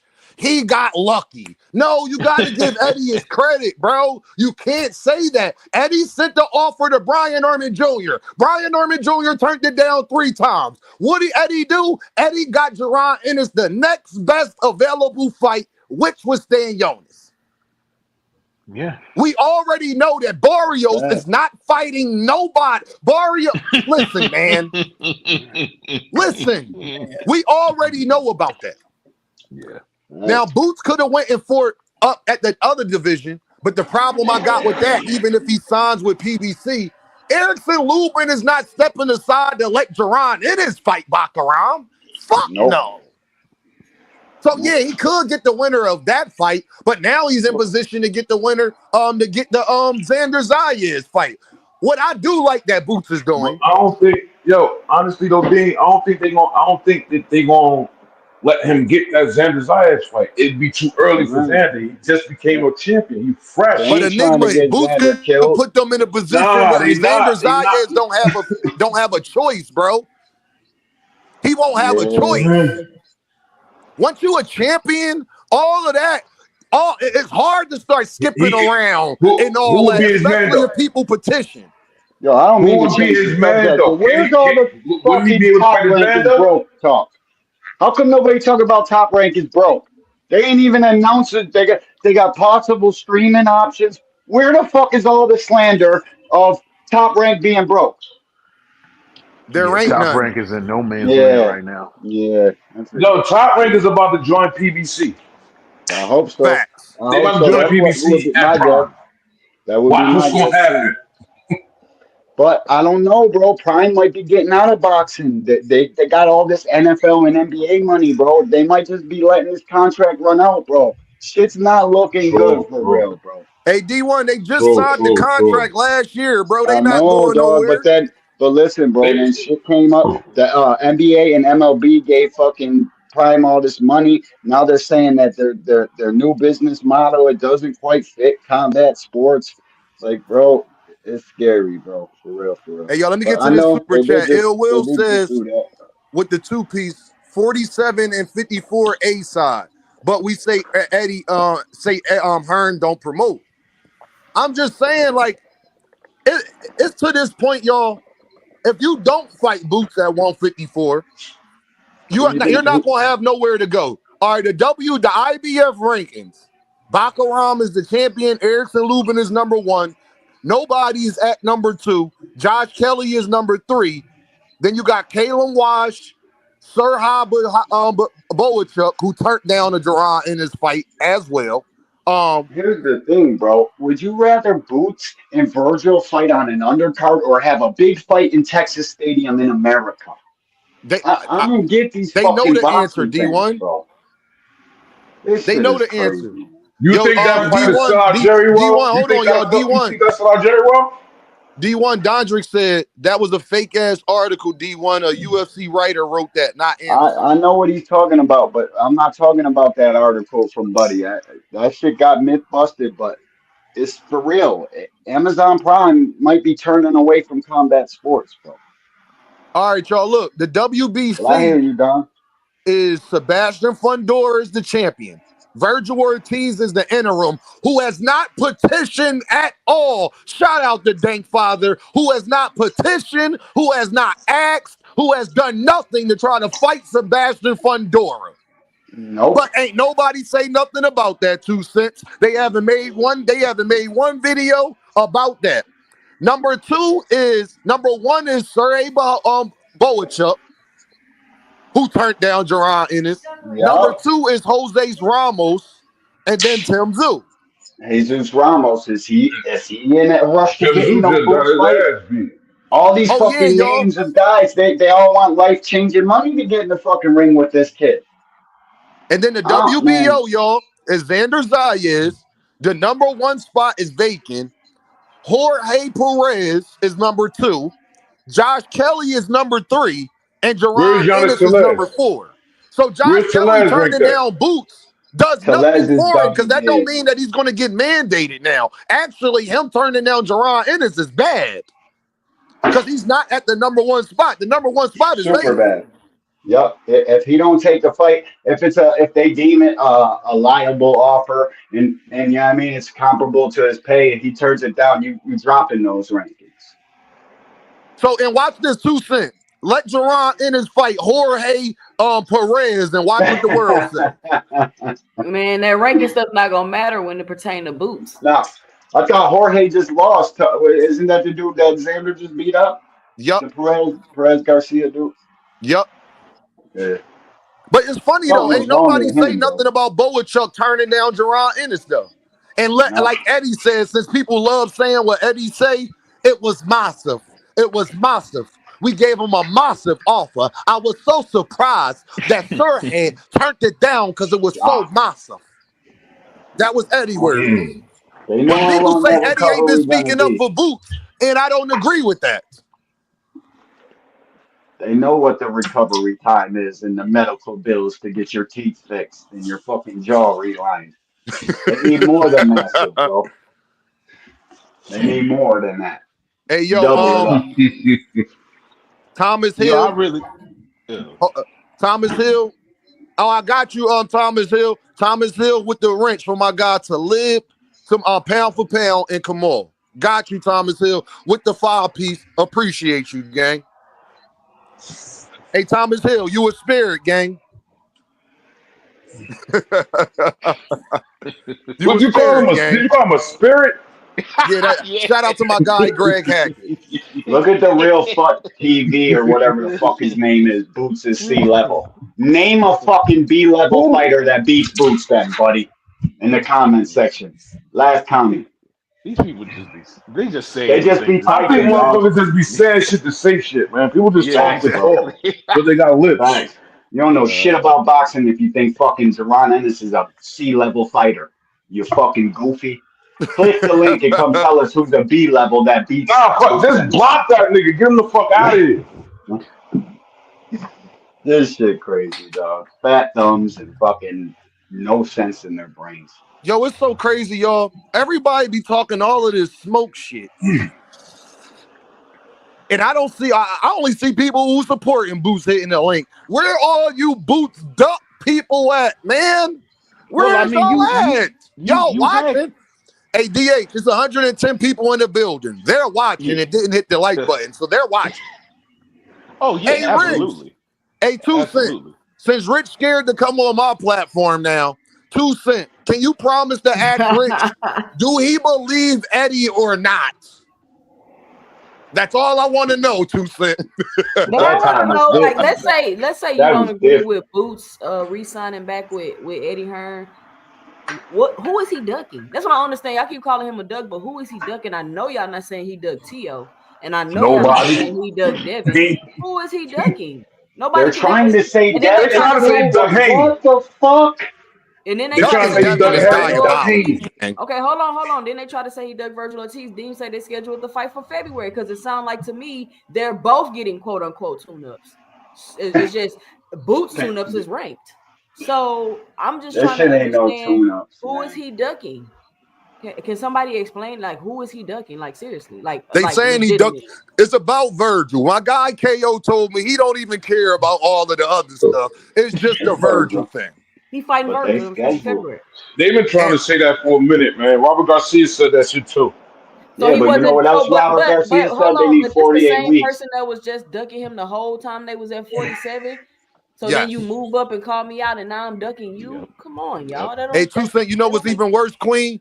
Not only did he duck Jaron Ennis, but he ducked the guy Jaron Ennis just beat up twice. And does Virgil say oh, he ducked the shit out of Stanionis the first time. Lord, I mean, but here's the thing: is Virgil out here calling Boots a duck? No, Virgil Ortiz actually said Jaron Ennis is not a duck. He just think he getting misinformation from his team. They've been very That's what Virgil Ortiz said. Yeah, they've been very respectful. Like, that's Ortiz what Virgil never Ortiz jumps out said. and says Ortiz has never jumped out and said anything bad about him. I like Virgil too. I ain't trying to make Virgil Ortiz was posting duck pictures and everything the first time they tried to lie and say Boots ducked him. He was. was. Word? Yeah, it was a whole campaign to call Boots a duck. Oscar De La Hoya was posting stuff. Virgil Ortiz was posting stuff. That's why I was saying this is not genuine. It's manufactured. Hey, 2 Cent, I'm glad you up here, 2 Cent. I wanted to ask you a question, Queen. What's up? You know how everybody going off of what promoters say, and they said, well, Dean, why would a promoter make their fighter look bad? Hey, 2 Cent, Did anybody hear Oscar De La Hoya say he's not putting Virgil Ortiz in a fight with Bakaram because he don't want him in there with killer after killer after killer because he fought Boachuk and Madrimov back to back? Did anybody hear Oscar say that, y'all? Yep. I didn't hear that. Wow. And all of these pro duck boots, you know why you didn't hear that? Because that don't fit the narrative. Because they know the minute that they put that out, people going to say, but y'all want us to believe y'all's about to throw him in there with Jaron Ennis if that's true?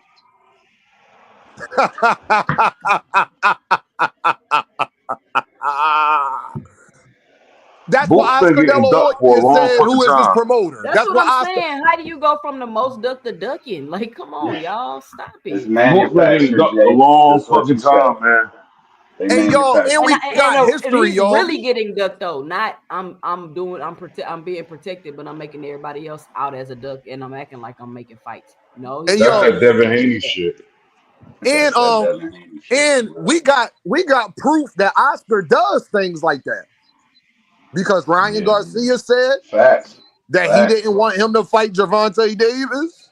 And Floyd Schofield, Auntie Sco said, Auntie Sco was like, see, we had to go against Oscar because Oscar, he ain't want us to take the Shakur's fight. He ain't want us to take the Shakur's fight, but we had to take it anyway against what Oscar said. So we got Dude, you got that voice too good, man. We just working on boxing. We just like the 5 styles of boxing. 5 styles of boxing. Okay? That's what he says. So we got proof of Oscar moving this way. And then Oscar says himself, I don't want to put Virgil in the ring with Bakaram because I don't want him fighting killer after killer. But I'm supposed to believe you about to just put him in there with Jaron Ennis. Hey, y'all, November 22nd, I'm pulling a big dog Willie. November 22nd, Virgil Ortiz versus Josh Kelly, nigga. Mark my words. Mark my words. Virgil Ortiz versus Josh Kelly, nigga. Good Lord. You prophesied. You might fuck around. That should be right. If it is, hey, Enigma, if it is, YouTube gonna hate Dean because I'm gonna be around here talking about right here, right here.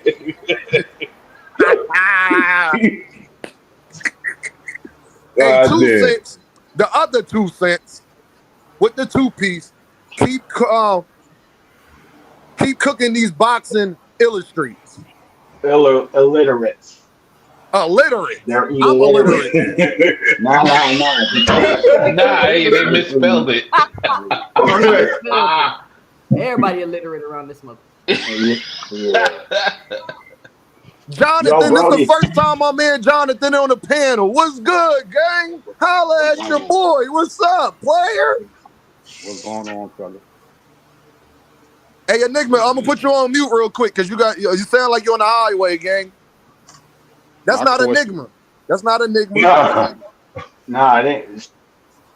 My question is, all right, Jonathan, that might be you. Jonathan, holla at me, gang. What's up, Brody? Y'all think that Josh Kelly is going to pull a Virgil Ortiz and jump to another sanctioning body? Say it again, Jonathan. I said, do y'all think that Josh Kelly would do what Virgil Ortiz did at 147 and choose a different sanctioning body to fight under? That's what it's looking like, Jonathan, because I can't understand how you are number 2 or number 3 in in the IBF, but you don't want to fight Jaron Ennis, which you're number 3 in the WBO. You're right ahead of Jaron Ennis in the WBO. And you're number 3 in you're number 4 in the IBF. And you don't want to fight Bakaram either? But what you think would be a healthier fight right now? Jaron Ennis or Callum Walsh? I think Callum Walsh and I think Virgil Ortiz are both safer fights for Josh Kelly than Boots and Bakaram Murtazalia. Yep. Yeah, because if you look at all of the fights after the loss to David Avanesian, it's been European level basically. Like he's fought guys from Hungary, he's fought guys from the UK. It's all been the same kind of level. So I think they're trying to they're trying to build a good kind of stack of buffer between that Avenesian loss and try to get him to a certain level, I guess. Hey, yo, Dame, I got to slide out, bro. Thanks for having me. I'll be live at 8 o'clock tonight. Angry White Man. Thanks for having me, champ. All right, D1, be Pan safe, up, do bro. See what you y'all. say, Hey, yo, bro. D1, before you go, yo, I saw your Oh, yo, post. Congratulations to your son, D1, on his graduation and all that, bro. I Yeah, wasn't no able to doubt. tell you that, my guy. Great Thanks, bro. job getting him to the finish line, gang. You hear me? No doubt, bro. It's an Congrats. accomplishment, man. That's Yeah, what's up. salute, Thanks, salute. fellas. Check me out, 8 o'clock tonight. Angry White Man. Peace out. All right, my guy. Peace, peace. Deem, I just seen an interview a half an hour ago with Josh Kelly. He don't And what have the same. He don't have the same energy fighting Boots as opposed to fighting some of these other guys. Because when they asked him in the interview, and They this where the never ring, do. you can bring it up. He just did an interview with the ring, and they asked him about Jaron Ennis, and he was like, it was Eddie Hearn. Motherfucker. When it came to the negotiations was bullshit. He said Eddie wanted us to negotiate, and everything had to be done in 24 hours, which is something they didn't want to do. And his main thing that he's really pretty much looking at, damn near begging, he want that Xander fight. No, I understand that, and he want the Xander fight. But Josh Kelly, let me holler at you, gang. You're not in position. It's not guaranteed you're going to get that Xander fight either. You're not the mandatory. Yeah. So we gonna see how all this turned out. But that's just another fighter that Just another done way to duck duck. Jaron Ennis. That's And another ain't way to nobody duck. gonna say nothing. But can we say that Eddie not lowballing these fighters? I don't think Eddie. The last time they tried to convince us Eddie was lowballing somebody, he offered them 1.7 million, and the guy took half of that to go fight a Japanese cab driver. So I don't know 2 cents. I don't know 2 cents. All I know is Brian Norman Sr. said they was getting lowballed, and then they took 75% less than what they was offered to fight a Japanese cab driver. That's all I'm saying. I mean, he lowballing for the amount of ass whooping. It's not compensatory. Hey, P. Hunter, he don't got a mandatory yet, P. Hunter. He ain't got one yet. That's why Josh Kelly turning down that fight is stupid. It's stupid. But I know Xander will want to take that fight. So if that's the play, my thing is, Josh Kelly, you about to get beat up regardless. Baccaram, Xander, or Boots. Pick one, my guy. You can't dodge an ass whooping, gang. Nope. But I know who you'll get paid the most to fight, though. We ain't gonna talk about that. I know who you will get paid the most to take a loss against, though, Josh Kelly. Oh yeah, he ain't getting shit with Xander Zayas people. Hey, all you smoke, all you boots duck people, and y'all the best, and y'all go everywhere and debate people. Where y'all at, gang? Where y'all at? Come talk to me. I just want some conversation. Come talk to Dean. It's safe. I ain't gonna bite your head off. No, Devin. It's safe. Come holler at your boy. Oh yeah, and like Texas 16 Self said, and smash the like button, gang. Come on now. Oh, you Jaron, you know why, y'all? Why they won't pull up? Because then I'm gonna ask them. So do y'all believe what Eddie says or not? I mean, Eddie said this, Dame. Eddie said that. Turkey said this. Turkey said that. Okay. Didn't Eddie Hearn said that him and Virgil is good for February? Oh, Dame, I don't believe that. Nope. Eddie Hearn, the same person that said Shakur Stevenson told him not to go after the Gervonta Davis fight. Or do we believe that? So if you believe Eddie Hearn, all of you people, the boxing hackers, the Josephs, boots a duck, then that means Shakur Stevenson is a verified duck then, right? Just a question, 2 cents. That I would like these people. I want Rich to answer this specifically. Rich is mad at me right now, and it's okay. So 2 cents, when you see him, be like, Rich, my brother Dean just wanted to ask you a question. Do you believe Eddie or not?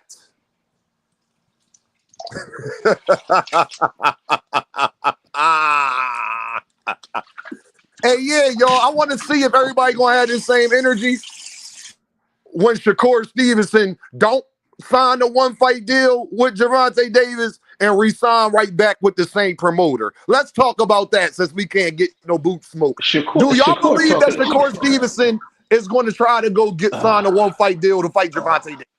Shakur is trying to go to 140, 147, 151. He all over the place. Like I don't know what's going on with homeboy. 2 Cent, what you think, 2 Cent? Do you think he's going to actually try to go get signed a one-fight deal to fight Tank? Or do you think he's going to re-sign with Eddie Hearn like I think he is? Hey, yo, Dean, your boy up out of here. All right, band up. Yo, band up. Be Who safe, bro. you talking about Shakur? All right, peace out. You talking about Shakur? Yes. Considering the fact that he's not talking about it, I don't think he's going to be doing it. He's talking about fighting T.O. Yep. I mean, what are we talking about? Like, why do we keep talking about this fight if neither Tank nor Shakur is talking about the fight? Shakur said before the fight, that's the fight he won next. He's willing to do anything. And now he's and let me tell y'all what I think is going on, because it's people at 35 for Shakur Stevenson to fight. But I feel like if he make the T.O. fight, I'll be surprised. But it's almost seeming like a distraction so nobody will focus on an opponent for him at 35. Oh, I'm going to fight Conor Ben at 47. Oh, I'm going to fight T.O. at 40. When it's plenty of people for you to fight at 35, Shakur. Why are you talking about T.O. and all these people? Your hands are injured, so you out till next year. It doesn't make sense, right? And it's like nobody ever really pays attention to it. They just let Shakur say stuff and then go along with it. When you got other fighters that say one thing and they hang on it every single conversation. Hey, I don't understand it. And you know me and you not the biggest Devin fans, but didn't everybody get on Devin for making his hit list people that's not in the division? I brought that point up too, Dean, and they told me it's different. They told me it's okay for him to pull up somebody from 135 to 147. They said that that's different. Because Devin he likes to fight champions. He's just the greatest. He's the greatest, you know. My problem is, brother, we crucified Devin for not focusing on people at 147. Devin is one of the biggest fucking cap artists in boxing. Facts. And so is Shakur goddamn Stevenson, because facts. We just got on Devin for not focusing on his division, but Shakur Stevenson's situation is worse because Devin was at first saying he don't know what weight class he's going to fight. Shakur Stevenson just said he's not going nowhere and he's staying at 135. Wait, Dean, you actually believe me now? Hold on, Shakur said that after calling out, after saying he's going to go to 47 to fight Conor Ben, calling out Timalifu and everybody else. Yeah, I call him Teo because that's what Timothy Bradley called him. Timothy Bradley call him Teo. I'm gonna call him Teo. Last time I checked, Teo ain't at 135, and Conor Ben ain't at 135 either. Exactly. Y'all remember when Conor Ben wanted to fight Gervonta Davis? Yep. And we let Shakur Stevenson, we actually letting Shakur Stevenson entertain it, but when it was Gervonta Davis, he was the biggest duck in the book. Y'all remember that? Yeah, of course. Yeah. But everybody want to fight Conor Ben now. Because it's anything, they will do and say anything just hate on that young man. That shit is crazy to me. I don't understand it. L-Dub in the goddamn building. Hey, y'all, go to L-Dub channel, like, subscribe, make sure y'all follow my guy website. He keep you updated where the boxing, other boxing media, they like via the website. They take a little while to update their websites and stuff. But for some reason, L-Dub can update his website on a regular. But that's a whole nother conversation. Go like, subscribe to my guy L-Dub, and go follow his website, and where you'll get a lot of boxing updates as far as the rankings, matches that's going on, injuries in boxing, pretty much whatever you want to know. L-Dub be up there putting it up there. He a spirit, gang. Shout out to my guy Greg Hackett. Yo, Dean, can I ask you a quick question? What's up? Yeah, okay. So seeing as how Turkey has no promoter's license anywhere, pretty much, other than Saudi, because he could do what he wants in Saudi. Yeah, he could do what he want over there. Yep. Yeah. So, what do you think is going to pan out with? Because I mean, he keeps having to use these promoters like Queensberry, like Top Rank, like PBC. He has to keep using them because of their promoter's license in the United States. So you think he's basically trying to work with Dana so he can get kind of like a fast track with this TKO boxing thing, so he doesn't even have to deal with those kind of promoters? That's exactly what he tried. Hey, let me tell y'all this. Everybody got a short memory. I keep telling y'all I got the memory of an elephant. When Turkey first came into business, Turkey said he was coming here to shake up boxing, to grow boxing in Saudi Arabia, and destroy these promotional companies. That's what he said. People act like they forget that that's what he said. I don't. Hi, I didn't. Me, Deem, I ain't forget about that. And he doing. I told y'all, Turkey is doing exactly what they did in the movie Troy, gang. He's bringing the Trojan horse right to your door. They don't want to listen. Hey, Dean. Turkey's. Yo, I don't know if people notice this shit or not, but motherfucking Floyd Mayweather was Turkey's first introduction to boxing and shit. When he put on that motherfucking when he was doing the motherfucking what you call that the shit? Exhibitions? The exhibition joint over there in motherfucking Saudi. Yup. That's where Turkey come from. With his whole with all the boxing. Floyd Mayweather. What you say you broke up, bro? Really Enigma, what you say that last part? You broke up. Floyd Mayweather was Turkey's introduction to boxing. I don't think a lot of people know that shit. I forgot. Now, I normally got the memory of an elephant. I forgot about that, Enigma. That is a great point, my guy. I forgot all about that. And I was wondering, y'all, like, where the hell have I seen Turkey at before? And until Enigma said that, that's the first place that I seen, and that's the first place I seen Turkey ass at. Was over there with goddamn Floyd. And Floyd, all of this is your fault. You brought Bill into this shit, and you brought Turkey into this shit, Floyd. All of this shit is your fault, gang. And then he tried to get in by Terrence Crawford with the trying to insert himself in with the Spence negotiation. I've been blaming Bill this whole time. All of this shit is Floyd's fault. Floyd, the reason Shakur Stevenson turned his back on Tank. Floyd, the reason that him and goddamn Tank and Leonard Ellaby ain't cool no more. Well, Tank cool with Leonard Ellaby, but because Leonard Ellaby chose Tank over Floyd, Lord have mercy, he been in his feelings about that ever since. See, y'all, people act like they forget. The reason Tank and Floyd ain't cool no more is because of personal things, but it's mostly because of Leonard Ellaby. And Leonard Ellaby, when Tank and Floyd started beefing, refused to turn his back on Gervonta, which was a smart move. And Floyd ain't like that ever since. And that's when their relationship really been downhill ever since. Yep. Nothing but facts. But y'all, you know what's so funny? But a casual motherfucker wouldn't know that type of information, though. I want to say this, y'all, because I've been waiting to say this. If Virgil Ortiz does not fight on that November 22nd card, y'all all owe Jaron Ennis an apology. I'm going to say it again, gang. If Virgil Ortiz is not fighting on that November 22nd card in Saudi Arabia, y'all owe Jaron Ennis a goddamn apology, because Dean told you I never believed that shit in the first place. So his hand just got healed at the end of September. He gonna go into a training camp for 8 weeks, 7 weeks, and fight Jaron Ennis right off a hand injury. Yeah, okay. Whatever. After y'all, what Oscar De La Hoya said about not wanting him to put him in there with killers. But guess what, y'all? Everybody wants to say what Eddie say. Y'all ain't heard nobody brought up what Oscar said, besides my man Mill from YSM Sports Media. Hey, y'all gotta get to these super chats, y'all. I missed 2 super chats. Hold on, y'all. I missed 2 super chats. Hold on, gang. Candy Slim with the 2-piece.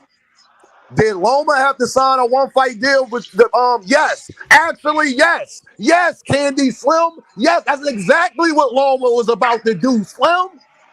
That's exactly when they was in negotiations, Slim.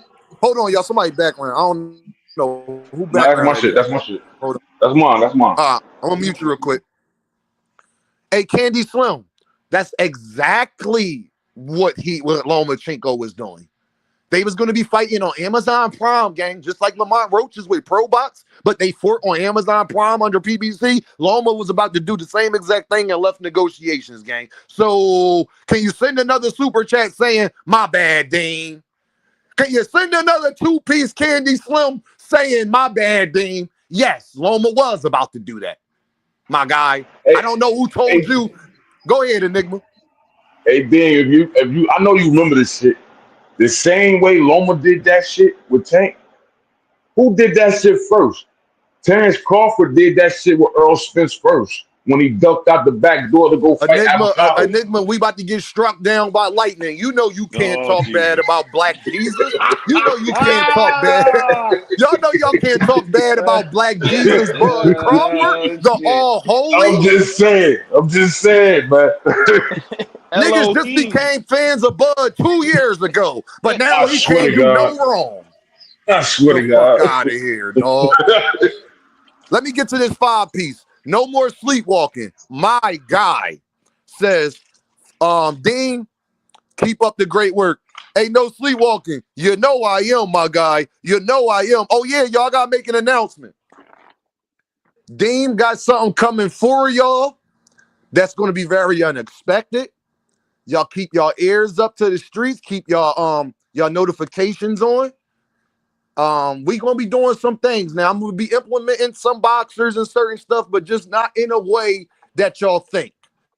I'm gonna give y'all let's just say that I'm doing something that I don't think nobody expects Dean to do.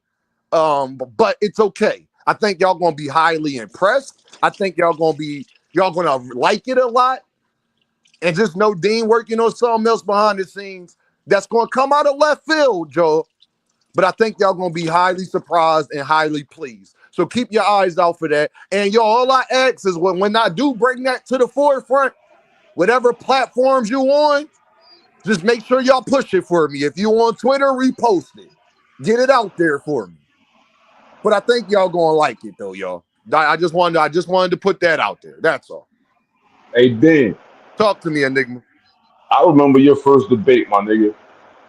With yeah, who? I was in the building. I was in the building when you was over there on BFTV shit.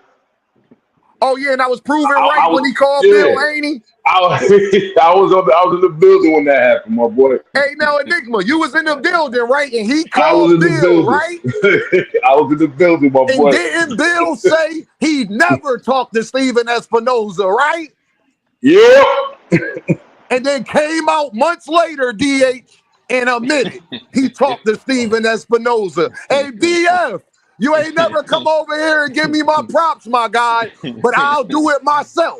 Ride again. I'll ride again. I'll ride again. My boy, my guy. Oh, but Enigma, I do go everywhere and debate, don't I? Mm-hmm. Oh, well, I just wanted to put that out there. But I done got blocked. I stopped going to BF chat because I went to BF chat after that, and people was timing me out, and I was a moderator, and BF was trying to act like it didn't happen, like I ain't a goddamn channel content creator and could clearly see I have been blocked. Hey, y'all, so y'all know, when you get blocked on another channel, it tells you that you're blocked. You can see you ain't able to type nothing. It's all gray. You ain't able to do nothing. I don't know why. I don't even know why Fanon blocked me. I don't even know why Fanon blocked me. GHB TV is in the building. perfect. But I ain't got no problems with BF or nothing like that. That just happened. I ain't Not like me. that. Same thing Blue Blood did to me. When they was talking crazy, I pulled up and then I got blocked out the chat immediately. Don't I nobody don't really fuck be with Blue like, Blood, man. yeah, I The got Blue blocked Blood, out that the chat nigga, immediately. Immediately, too, you know. Hey, that nigga Blue GHB Blood is in the terrible, yo. building. My man Greg. Hey, Greg, I Greggy wanted to Greg. holler at you too, Greg. I got a little pushback for you, Greggy, but you my guy, my guy. You've been doing a great job. You've been doing a great job. Tell your man from Houston. I just subscribed and everything. I rock with his channel. And I love the show that y'all do, y'all Sunday breakfast or the Sunday cooking show. I love that, my guy. So y'all already know, man. Come out at your boy, man. Hey, Greg, I be in your chat too, my boy. I be in your chat, Greg, when you be cooking, my boy. Hey, yo, make sure y'all go over to Greg's channel. Go hit $ Greggy Cash. $ Greggy Cash. Go show my guy some love. He a spirit, gang. Look out for my channel, though. Hey, Dame, my channel coming soon, man. Slick Vision Boxing, man. We coming. Hey, bro, Sunday dinner. That's what it's called. Sunday dinner. They be putting they damn cooking outfits on. Y'all is hilarious, my guy. I love it. I love it. Greg Hey, funny as Greg. hell. He be roasting niggas in the chat too. Hey, Greg. They calling our boy Boots a duck. Hey, Greg, Josh Kelly is a tune-up. Mendoza, if it's not Greg, if it ain't Fondora or Mendoza or Virgil Ortiz, without you finding out, Greg, Boots is a damn duck, gang. Ain't nobody good enough, gang. They calling our boy a duck. They saying our boy moving funny out there. They say how you the boogeyman and you ain't doing nothing and all of this, that, and the third. And Boots don't talk enough. But I told Greg about that. I need a Jaron Ennis interview immediately. Immediately. Hey, yo, you know who I compare Boots to? Honestly, Talk on to some me. real shit, I compare Boots, getting the Boots career to motherfucking Floyd Mayweather when Floyd was motherfucking Pretty Boy. When I Floyd ain't was mad at Pretty that. Boy, I ain't mad at that. I can that's see that where, comparison. for real, man. Because everybody was ducking Floyd the same way everybody was ducking Boots. And Hey, yo, sexy still Kendra. ducking Boots. Kendra says, with the 20, she dropped a dub. Kendra, hey, hold on, y'all. Now I gotta stop with my funny voice. Kendra, I appreciate you a lot. Thank you very much, Queen. You could have spent your money anywhere else in the world, but you chose to spend it with Dean. So I just want you to know that I appreciate that very, very, very much. Kendra with the dub says, Loma watched knockout Tank knockout Frank and said, hell no, I'm retired. Nah, hey, Dame, I want to bring some light to this shit too, yo. Because real shit, I hate when everybody say Tank been ducking Loma for years, and that shit is not true. It's not true at all, man. At all. That shit ain't Hey, yo, true. Because after Tank beat motherfucking Jose Pedraza, he said he wanted to fight fucking Loma. And Loma was fucking copping pleas. He didn't want to fight then. He yeah, didn't that's want to when fight Loma no was more. saying, what I got to go over there for, and because they want it on Exactly. pay-per-view, and I don't need to be Exactly. over there. I remember that Exactly, but game. nobody don't look at that though. Don't nobody go back far enough to look at that shit. No, they do. Yo, Enigma, bro. People pick and choose what they don't want to hear. That's why I'm glad Greg is up here. Everybody says, Facts. hey, Dean, what Eddie said about Boots and Virgil, what Eddie said. But then everybody ignores the other part of what Eddie said when he said the tune-up thing is not true. And him and Virgil have agreed to fight for February. Greg been saying he don't even think it's going to happen in February. He think it's going to happen on Cinco de Mayo, which would be, let me tell y'all something, y'all. Hold on, y'all. I'm going to put you on pause, nigga. Let me tell you something, gang. Cinco de Mayo in Philly with Boots and Virgil is going to be,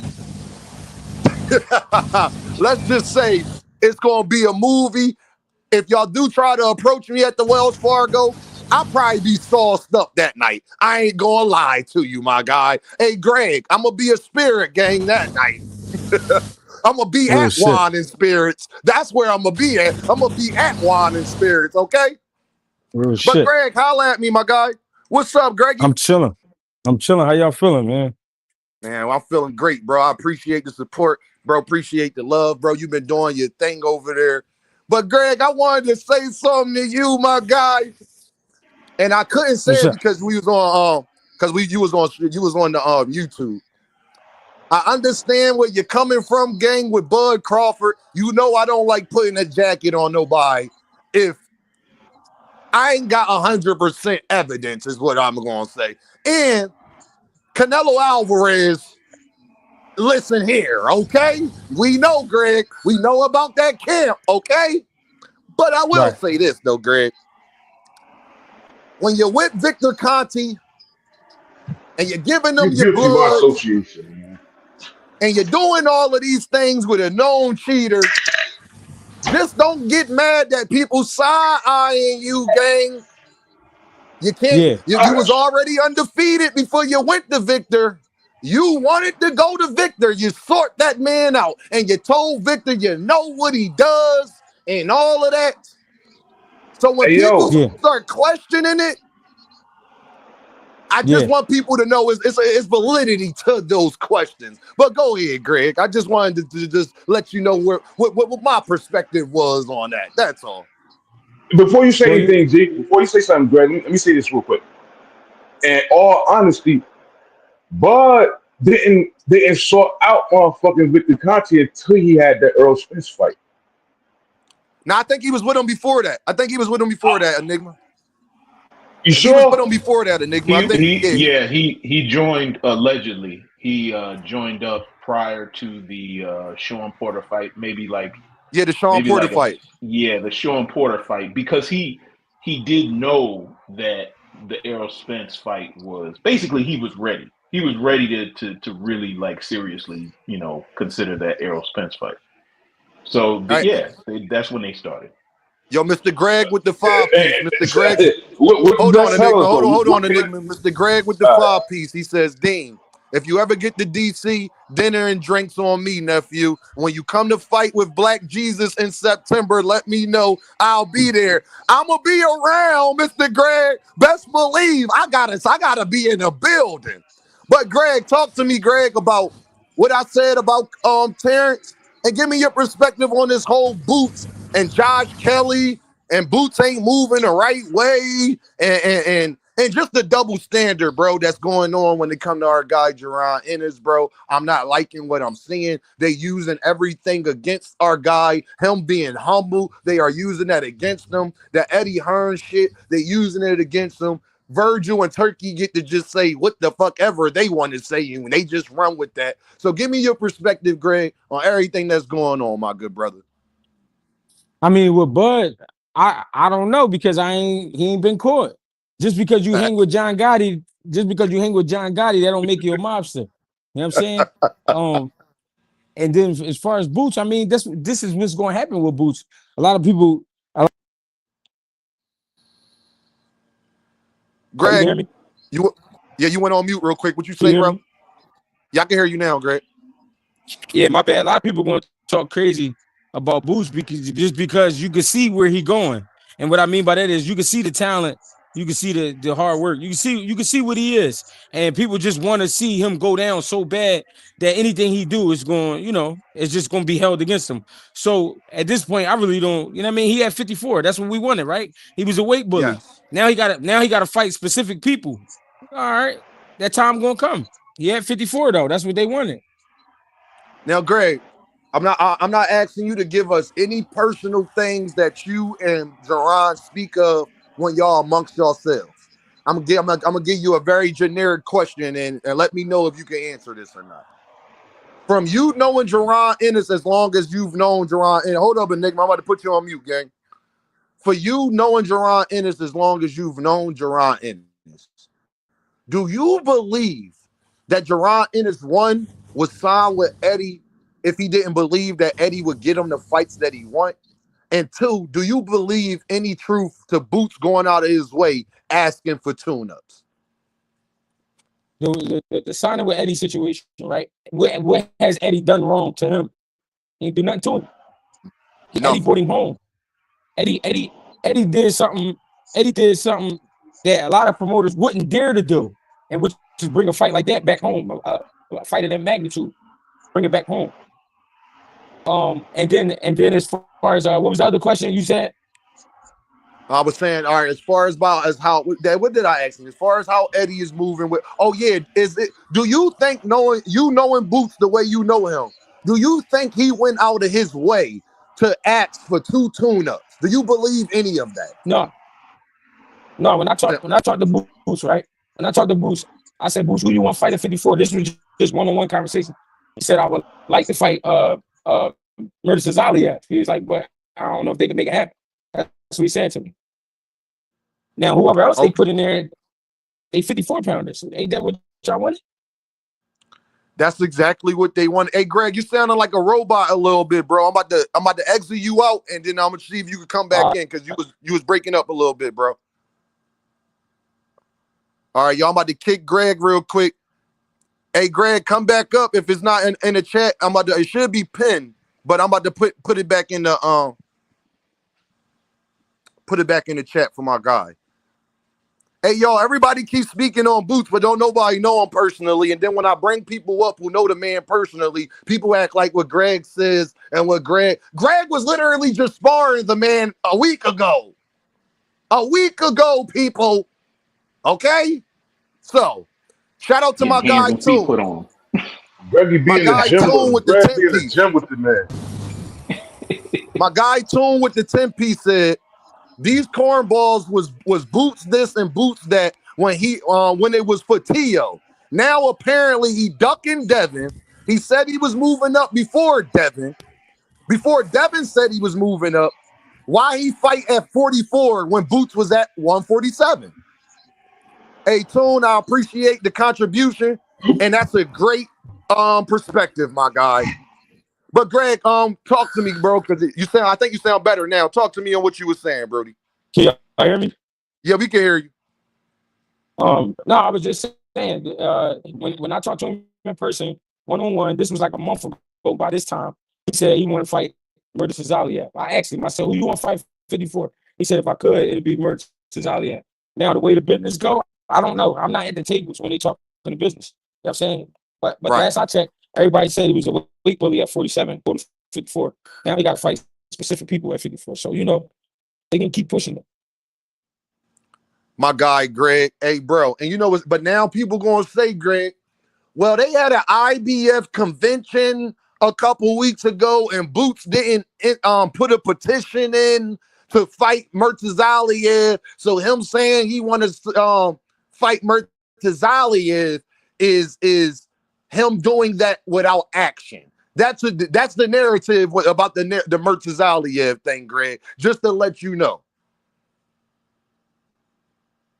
So then when people was bringing that up, Greg, that first thing they going to say, well, Boots could have petitioned the IBF because it was a convention and all of these other things, which I don't know how true that is or not. I'm not saying that the convention is not true. As far as if he was going to get that fight or not, I'm not sure about that or not. Can I say something, Dean? Talk to me, my guy. Mayweather got people thinking they know boxing and they don't understand. Mayweather reached a height, right, in his career where he generated so much money, he could make motherfuckers fight him. He could make any kind of fight he wanted because of the money he was bringing in. You understand what I'm saying? Exactly. Nowadays, soon as a nigga get a belt, everybody think he calling shots. You're not calling no fucking shots. You're not calling no shots because you're not bringing in that kind of money. You understand? Well, you don't get to move like Mayweather until you bring that kind of money in. The only reason Mayweather was allowed to move like that was because he eventually took the fight with De La Hoya, and that's what gave him his real stardom. You know what I'm saying? Him beating De La Hoya. If he never got the De La Hoya fight, nobody would even be talking about Mayweather, to be real, because niggas is haters. That's just what it is. So now, as soon as a fighter get a belt, oh, you a champion, ain't you? You could do this, ain't you? And everybody think they know how the rankings go and this and that. A lot of people don't even understand how these niggas get in the rankings. They think they be fighting their way to get in the top 15, and they don't. A lot of them don't.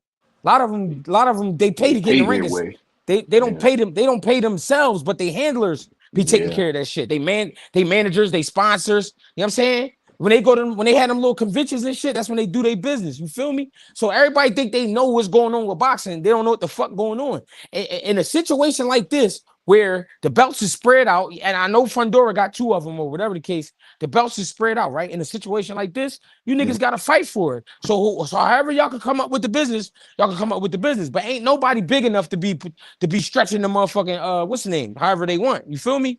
So because of Mayweather, everybody think they know boxing. That's not boxing. That's Mayweather. You know what I'm saying? Mayweather became an attraction. Mayweather became like a Michael Jackson. You know what I'm saying? Shit like that. So if he come to town, guess what? Everybody pulling the fuck up because they trying to go see the show. You feel me? It's not like that with pulling their panties down. Yeah, and it's not like that with everybody else, but that's what people think. So they giving these guys so much slack, thinking that they calling the shots. They're not calling the shots. You know what I'm saying? Now, do they got a little hand in what go on? Yeah, they do. But at the same time, they're not just calling the shots because they ain't paying the money. You feel me? Hey, yo, the Melvin Air podcast with the pound to the real energy in boxing. Hey, Melvin Air, you already know I appreciate you, my guy. Hey, Green. Now you in the back. I ain't never seen you pass my channel before ever. I got the memory of an elephant, gang. So I'm going to need you to turn your camera on because I need to know that you ain't going to, shout out to 2 Cent, you ain't going to put your Johnson up on the, you ain't going to put your Johnson up on the screen, my guy, like y'all was trying to do my guy Fanon and Greg and a bunch of other people. So Green. Now you got to show me your face, my guy. I see your hand, but I need to see your face. And then you could go off camera, my guy. I just got to make sure you're a real person. I see your hand. You put your hand up with a gang sign. I need to see your face, my G. Green.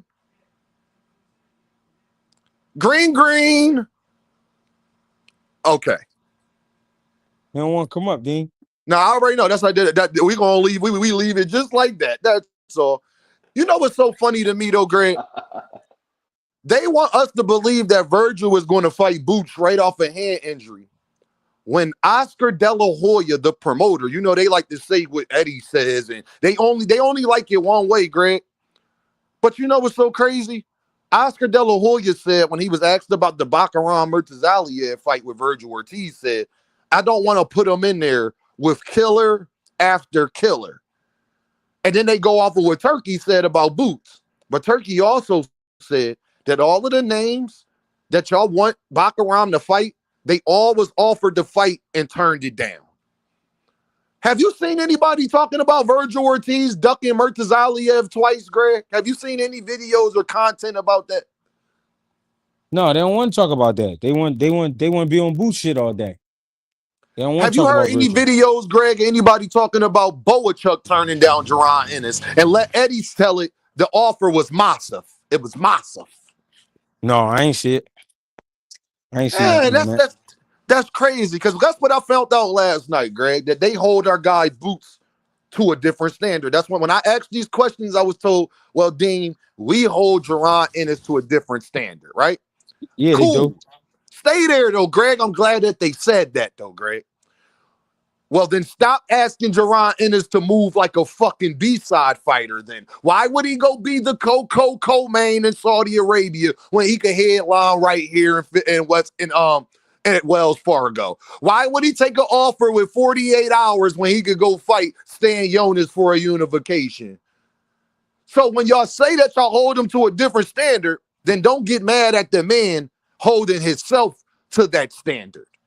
Because last time I checked, Josh Kelly, they saying, Greg, turned down the fight today with Jaron Ennis because he said it's not enough money. You know the Brian Norman story. So y'all want the most money to fight the man. But then y'all want the man to do it on y'all terms. Do we ask any other fighter that's in Jaron Boots in his position, Greg, to do that?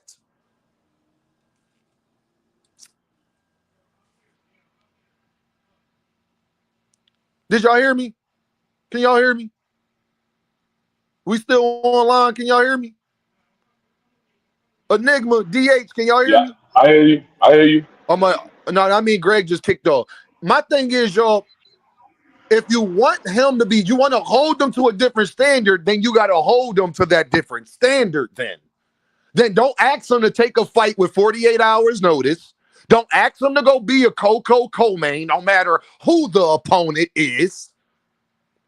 And then y'all talking about what Eddie not doing, but Eddie is doing more for Jaron Ennis than he is currently doing for anybody else under the Matchroom umbrella. Can y'all name me another fighter he is doing more for than Jaron Boots Ennis, maybe besides Bam Bam Rodriguez? Hey yo, Ding, real shit. Boots and Tank go through the most shit in this sport, yo. The most hate and everything come for those two right there.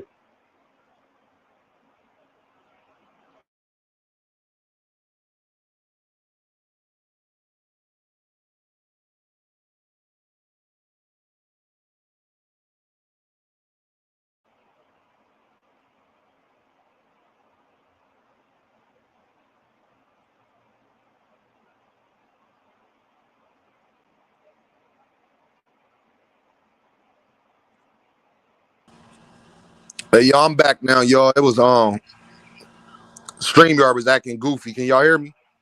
Yeah, I can hear you now. Oh yeah, I'm back now, guys. But nah, you were saying what you were saying though, Enigma, that Boots and Tank what? They go through the same shit. They go through the same shit. They get the same fucking hate and this whole bullshit. Oh, they hold them to a different standard. We want them to move like on some other shit. It's just weird. My guy, and the craziest part is they both the only Black American fighters that continuously keep headlining and not. And if you notice, they also the same fighters that's not just bending the knee to whatever Turkey says or does. So when Turkey asks them to jump, they don't say how high. And if you look at it, yo, neither one of them talk like that. Neither one of them talk like that. They don't call fighters out. They don't be doing all this other goofy ass shit. Yo, shout out to my guy Damon in the Cash App and Thomas Hill with the 5. Damon sent the 10-piece. Thomas Hill sent the 5-piece. I appreciate y'all for y'all support, yo. I truly, truly do. Thank you, my guys. I appreciate y'all. I really, truly mean that. Thank you for supporting the channel, my guys. Yeah, we seeing similar treatment with Jaron Ennis and Gervonta Davis, and I've been telling people this for a while now, but people don't want to hear me. They are getting the same treatment, and I need people to understand that we gotta have the same arguments. We cannot continue to try to have Tank ain't gotta do it, but Jaron Ennis do gotta do it. Nah, fam, because Jaron Ennis might be just as talented as Tank, if not more, and he trying to accomplish the same exact things, my peoples. He trying to accomplish the same exact things. P. Hunter said, Khan is going to petition the WBO for the Xander fight. Aaron will want that before Boots decides to do the same. Maybe, P. Hunter. I ain't saying that won't happen. What I'm saying is, when it comes to all that, is all of the other guys are available, and all of the people saying what Boots could do, it would still be a if. Well, if PBC made that fight, if that fighter chose to take that fight, it would still be a if. It's just not the if y'all like, and that's the problem. If he fight Virgil for the interim, he might be able to get the Sebastian Fondora problem, because Sebastian Fondora is at PBC and Xander Zayas is at Top Rank. It ain't no guarantee either one of the promotional companies is just going to rush to make the Jaron Ennis fight. That's a fact. He's dealing with the same problem. He's dealing with the same problem no matter what y'all ask the man to do. It'll be the same issue. I would say this about Boots, moving up to 154. I don't care who he fights. He can fight whoever he want to fight, because even if he wants to fight a tune-up, he's still going to whoop whoever he ultimately gets in the ring with anyways. So my whole thing is just like, I'm just looking forward to him fighting his next fight. I don't care about who he didn't fight or whatever, but when he starts chasing after these belts, you feel me? He's going to have to fight somebody. So that's why I don't get caught up in the riff-raff. It's like, no, because if he fights a tune-up, he might be in the next ring 4 months from then. You feel me? If he just destroys somebody just can't appreciate They don't just appreciate people's greatness. One thing about boxers Exactly. they're people. They're grown men and women. I definitely want to give a shout out towards the Shields. You feel me? And it's like, hey man, they determine their destiny inside of the ring and outside of the ring. And he's at his highest right now. He's just unified at 147, got him out of there clean. And now, you feel me? He's moving up to 154. He's gonna do whatever he want to do up there. So I'm just watching. I don't even listen to that. I'll be looking at the thumbnail, duck this, duck that. I just blow that shit away and be like, listen, man, when he sign up and have a fight, he gonna fight. Because that's one thing about him. There's certain fighters that I don't care about the headlines in between. They're gonna fight. Boots is gonna fight. Bud is gonna fight. Who else we know is gonna fight? Bam's gonna fight. There's a bunch of fighters that's gonna fight. So I don't like these guys. Listen, set it up. They gonna fight. You know what it be though? I'm gonna tell you what it be. It be these motherfucking casual ass fans. It be casual motherfuckers always saying some dumb shit, man. Yo, they just don't appreciate the greatness of these fucking fighters, man. Like, I respect all these fucking fighters, man, because they get in the ring and they put their life on the line for our entertainment, man. But so motherfuckers just can't be grateful. You gotta sift out the comments, bro, because it's like coming from where I come from and like doing a bid. It's like sale warriors. You got comment warriors that'll just say anything. They're just trolls. They don't even believe in what they be saying when they be pushing that nonsense through that feed, bro. So you feel me? You chop it up with people who are actually doing their research, actually analyzing the fights, actually, really having discussions about what we seeing with competition fighting at the highest level, and then having to speculate all the business because they put all this weird ass misinformation about the contracts out that we have to discuss in between time. It's like, nah, man, I don't care about no trolls. People say all types of silly stuff. Let's make one thing clear. We know who's who. Yeah. You know what it be though, Blade? You got a lot of motherfucking disinformation channels out here, man. Like, you got these certain channels that just push narratives, and they be on some of these motherfuckers' payrolls and shit, man. Yeah. I mean, they on the payroll. Yeah. Hey, I want y'all to understand this. I was going at it with Showbiz before Showbiz signed with the DAZN, and I told everybody that's what he was trying to do. That's why he started pushing the narrative so hard against Gervonta Davis. See, these dudes be talking, but I got the receipts. Blue Blood too. That nigga Blue Blood did the same shit when they had the motherfucking Devin Haney, Bill Haney lunch and shit. Yeah. Well, we already know that. We already know what Blue deal is with him and I just don't like that, man. I can't stand, man. Talk to me. I gotta be out soon. I gotta leave for work soon, so I just wanted to say one thing and be out. Go ahead, my guy. Yeah. So with boxing right now and the state of it, you got your fanboys of fighters. You got your network nerds who are like, die hard. Oh, I'm with Turkey. Oh, I'm with Top Rank. Oh, I'm with PBC. So you got that faction. And then you got the chaos seekers, like people like Boxing Hacker that are just like, they just want to be contrarians. They just want to argue about shit or whatever like that. So boxing is in a weird, you just gotta let the dudes fight, and you just gotta kind of like, give it up, because you're not gonna win an argument with these people because they're not logical. Logical boxing fans, you could talk to them. You can have talks about strategy, all that type of shit, and it's all good. But these people, like Boxing Hacker, comes in and says the same thing every day. You can't get to those people. And I mean, they make the engagement good.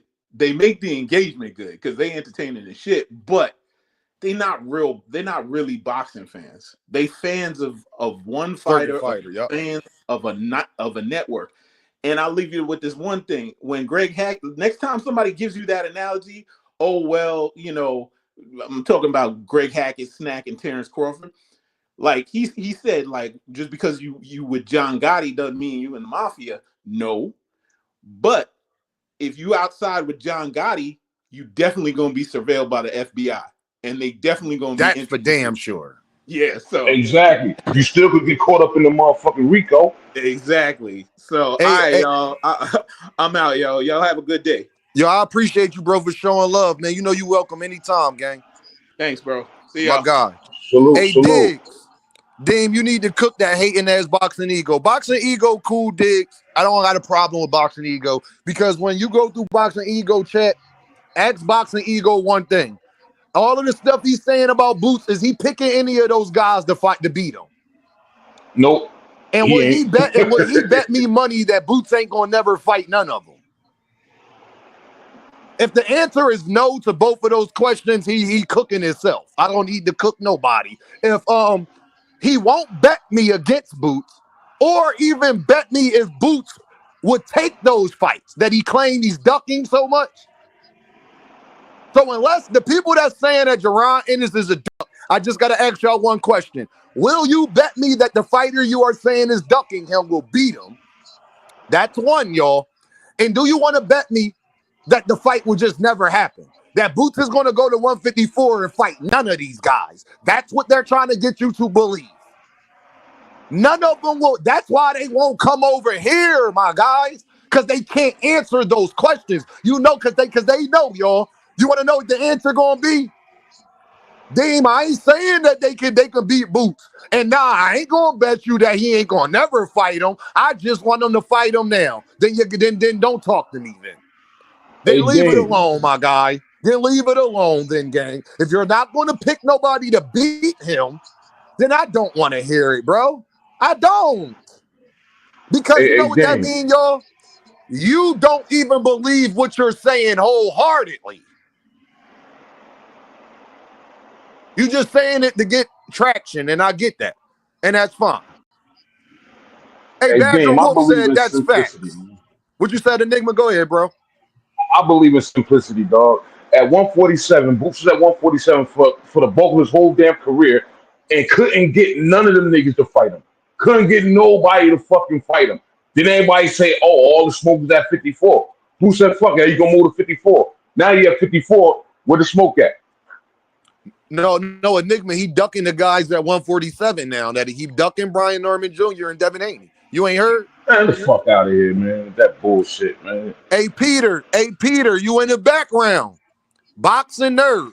I ain't never seen you pass my channel before, so we got to do something, my guy. I need you to turn your camera on and show me your face. You could take, all right, you could take your camera off now. What's up, my guy? What's going on, Boxing Nerd? Talk to me. I thought I was going to have to debate some guys about why Boots isn't really ducking anybody. But you guys all, I'm pretty sure everybody on the panel, I know the host, has the belief that Boots is really going to run through everybody. The only fight I'm really concerned about is Murtazalia. Murtazalia, me too, bro. That's the only one. That's the only one. Boxing Nerd, and let me tell you why. I think he dog walks Virgil. I think he dog walks Xander's ass. I think he dog walks. Who else is there? I think Ramos is another tough fight as well. He's good. He's really sturdy. He's a good person. I think Tellez is a good fight for Boots too. Oh, I think Tellez is a good fight. Tellez is. I like Tellez. I think Xander's a good fight too. I think Boots gonna beat him. I think he'll probably get a late round stoppage. I'm gonna tell y'all why Fondora don't beat Boots, because Fondora just like to put that lazy jab out there. He keep his head straight on the line. His footwork is trash. He's just big as hell and very active. No, I have to disagree with you on that, because Fondora has come a long way from what we saw from the first Tim Tszyu fight. He's improved. True. In parts. It's not a lazy jab anymore. He's very active with those straight punches. He's starting to fight at his range properly. I feel like when he gets on the very inside nowadays, it's when he has you hurt, and when he's able to like tee off on you, or he's very comfortable at the range he's in. But he's been fighting a lot taller as of late. But Boxing Nerd, you want to know the one part he ain't changed though, Boxing Nerd? Yeah. Tim Tszyu was hitting his ass with a counter every time he wanted to. It wasn't like Fondora defense was so good. That's why he ain't get knocked out. He just dropped his hand against Boots. He dropped that hand. Yeah, against Boots. Don't try that. No, he can't get hit with those same shots. Because Boots, first of all, Boots is not Tim Tszyu. He's not going to just be standing there. He's going to be moving. He's faster. He's stronger. He's more athletic. So get hit with those same shots that you did against Tim Tszyu, and it's good night, Irene. You know what's crazy? And Boots got a chin, man. Boots got a chin. His chin is underrated, man. He has a very good chin. I just think Boots is an all-around complete fighter, more of a complete fighter. He is. I just Yeah. wanted Way to more work on complete than how to. Tim Zoo. I just wanted to work on how to cut off the ring a little bit better. That's one thing. That's one of his biggest weaknesses, and he plays a little bit too much sometimes too. I don't like that. I don't like Well, when he he wouldn't have to plays. do that with Fondora, because Fondora gonna sit right in the front of him. Yeah, that's true. Yeah, And Fedora here's the keeps his thing head with on the line. Boots. I don't know why he does that. He keeps his head way Here's too the on the thing with line. Boots though. Boots is really good at slipping. That nigga will slip your shit and counter the fuck out of you. He'll slip and counter the fuck out you. Or he'll pivot backwards. He'll take a half step back and give you a nice uppercut. Yup. Yeah, That's hell one of yeah. his He favorite got a shots. nice ass uppercut too. I think I Boots think is all bad for Fondora. I think he's like All we've that. seen Lubin have success. Lubin's not better than Boots. So whatever success Lubin was having, you times that by 2. Fondora is in for a long night. Fondora's already lost too. Not before the Brian Mendoza fight. He robbed one of those And black fighters on PBC. I don't remember his name, here's the but he thing. fought some other black fighter that was about 6'1", 6'2". He was boxing the hell out of Fondora, and they gave it to Fondora. I think it was one of his split decisions or majority decisions.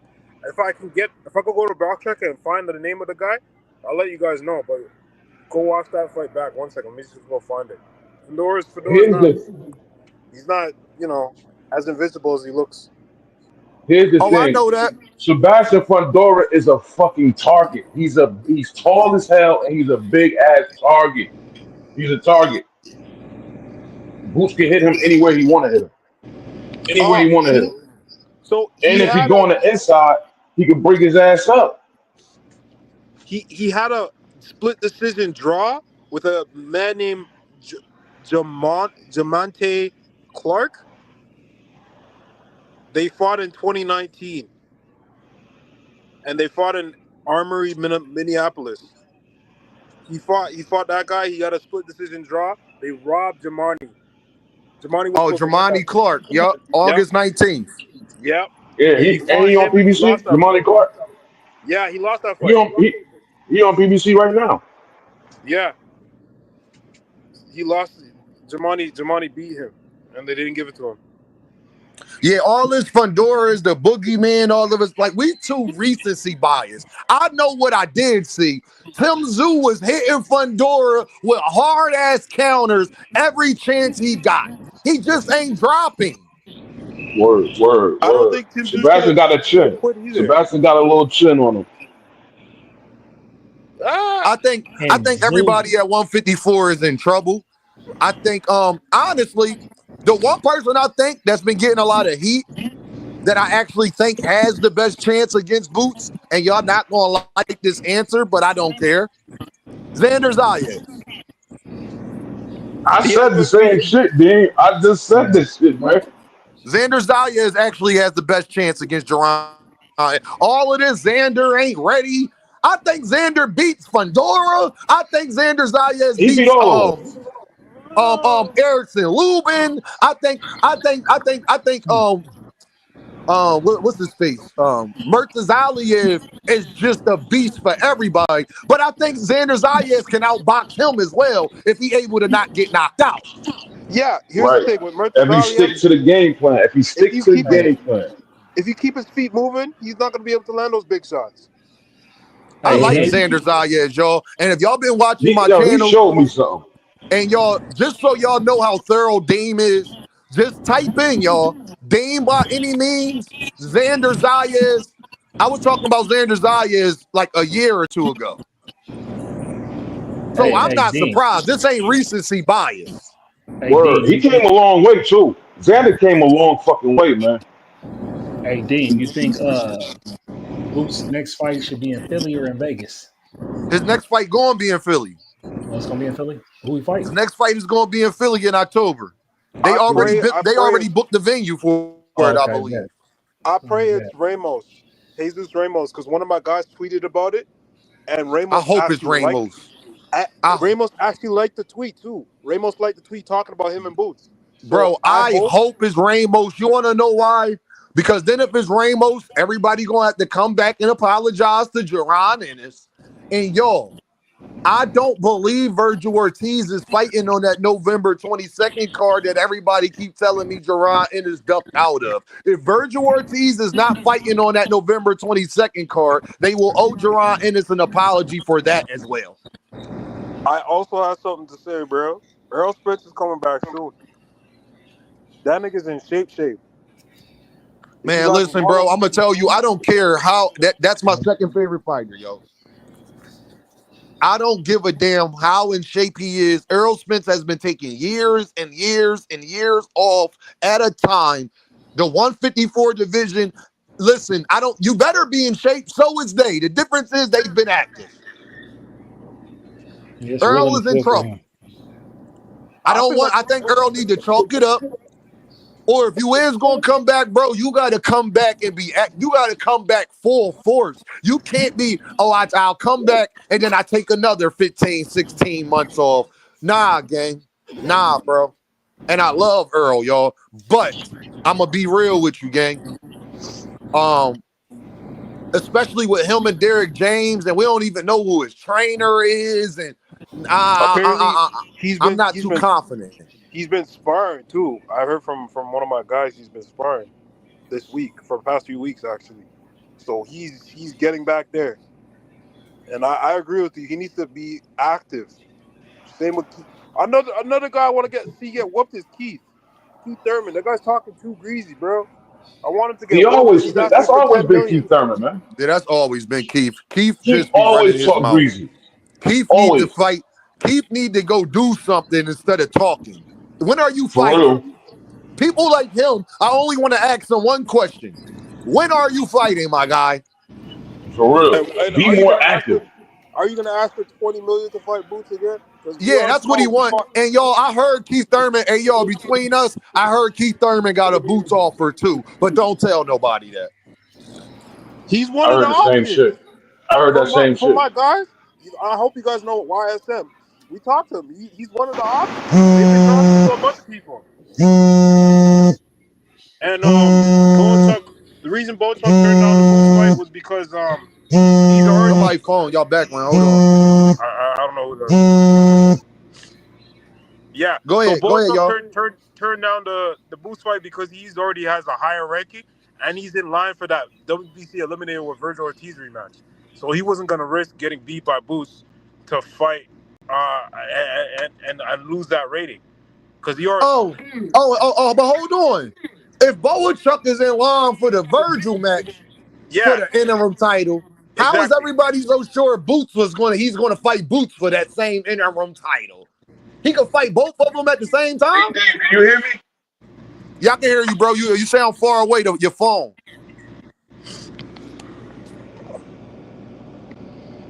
Yeah, I don't know. Like the Bochuk, I understand why he turned it down. Besides, he pretty much lost to Mikhail Fox, another Philly fighter. So you don't want no more Philly smoke. Like listen, y'all, don't nobody be the same after they get one of them good Philly ass whoopings. Ask Oscar De La Hoya. Don't nobody be the same after that, okay? I'm trying to tell y'all. But I just want to ask people this. If y'all think Boots a duck, are y'all telling me Boots is not going to fight none of those guys at 154? I just want people to stand on what they say, y'all. Y'all know how I am. Just stand on it. If you think he a duck, continue to think he a duck. And make sure you pick the guy that you said he ducking. I can't wait to Boots shut all these niggas the fuck up. I pray that Josh Kelly ain't take this fight in his Jose's Ramos, y'all, because I'm going to be up here talking so crazy, dog. I'm going to be talking so disrespectful up here, it ain't going to make no sense. But, yo, here's why I don't completely hate the matchup. It's because of the ranking. That's it. I'm looking at the ranking. I don't care about the fight. I'm looking at the ranking. Josh Kelly is ranked high. They trying to act like Josh Kelly is the 15th ranked guy. Yeah, he ranked number 2, ain't he? Ain't he number 2? I'm looking at the ranking. That's all I'm looking at. I don't care about the fight. We already know Boots is going to beat him from pillar post. Where is he ranked? Isn't he ranked number 2? He's ranked number 2 now because Xander Zayas is champ. And then Boots is going to be number 3. And then the number 1 spot's going to be vacant. Or maybe they're just all going to move up 1 or 2. And then Boots is going to be number 2. And then Kelly's going to be number 1. 1 and 2 fight each other. And then fight Xander Zayas later on next year or something like that. That'd That be could a big definitely fight happen. too. I'm about to go to the rankings right now. Let me check. All right. I could have sworn he was ranked number 2. Josh Kelly is number 2 in the IBF because the number 2 is not rated, and Eric Lubin is already fighting Baccarat. So really, Josh Kelly is number 1, depending on how that fight goes. In the IBF. Josh Kelly is, he's number 2 because Xander Zayas is the champ. The number 1 spot for the WBO is vacant. Jorge Garcia is number 2, but he might get dropped because he just lost to Xander. And then it's Josh Kelly and Jaron Ennis. Hey, yo, hey, Dean, you know who just came back too at 54? Motherfucking Tony Harris. Oh, he looked nice. Besides that little drop, he looked good. He just came back too. Tony Harris, his chin is shot, but his skills are still there. He's one of the best boxers in the world. No, that's great. No, Tony Harrison coming back is adding even more to the 154 division, and I love it. But if Jaron Ennis fight him, they gonna say it's a tune-up. Yeah. But it is gonna be a tune-up because he gonna kill Tony Harrison, bro. But Tony's gonna kill that man. Tony's nice though. I'm not gonna lie. Tony is nice. Hey, listen, I'm I am a huge Earl Spence fan. Even if Earl came back to fight motherfucking Boots, Boots gonna kill Earl too. Oh no, but I love Earl. Earl's not taking that fight with no goddamn Jaron Ennis. Hell no. He gonna kill Earl. I'm gonna tell you guys the truth. I've been a Boots fan from time ago, like for 2022, 2021. I thought Boots would give Earl and Crawford a tough fight from years ago. No, facts. Facts, 100%. I don't know if but he'd be now, right now. But now, like at 28 years old, neither one of them want that problem. Hell no. If they wanted it, they should have. Look, if they wanted him, they should have got him early. They should have got him early. They don't wait. They waited too motherfucking long. Yep. Now he's in the peak of his powers. He's gonna rep. This is gonna be one of the greatest 154 runs of all time. If he does what we think he can do, bruh, what are they gonna say? What are they gonna say? If he runs through everybody, they can't downplay this run. This is gonna be better than Jamal's. Hey yo, listen. Sheldon Moore said, "Dean, my man, go ahead and talk Xander into an ass whooping."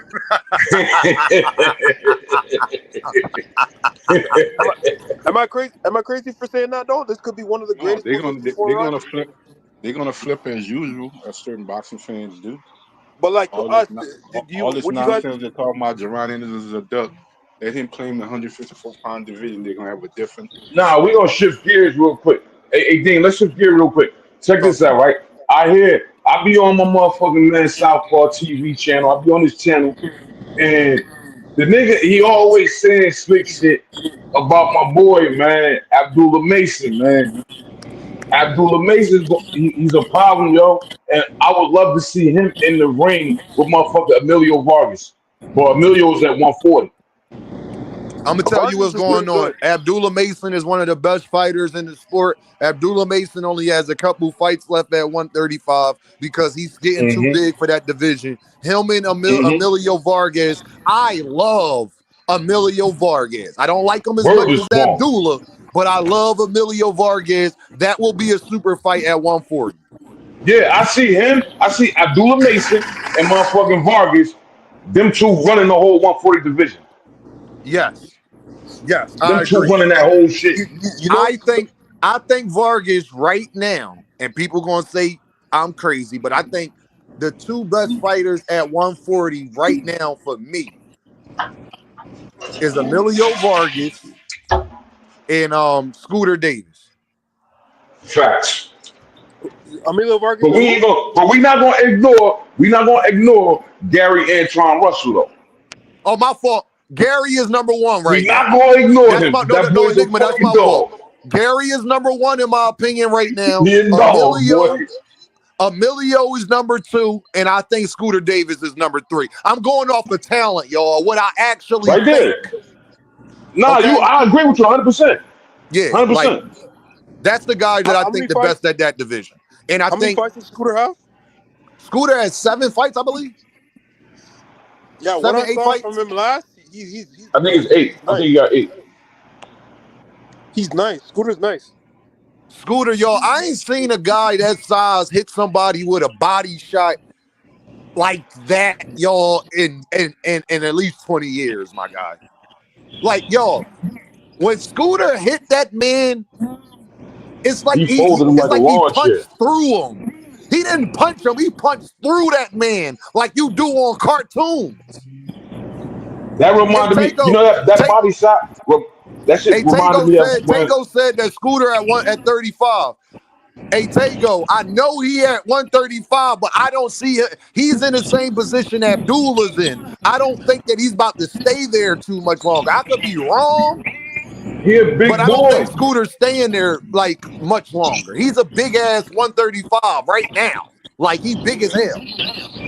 Hey Dean, do you think that motherfucking Keyshawn Davis is gonna see Frank Martin at 40?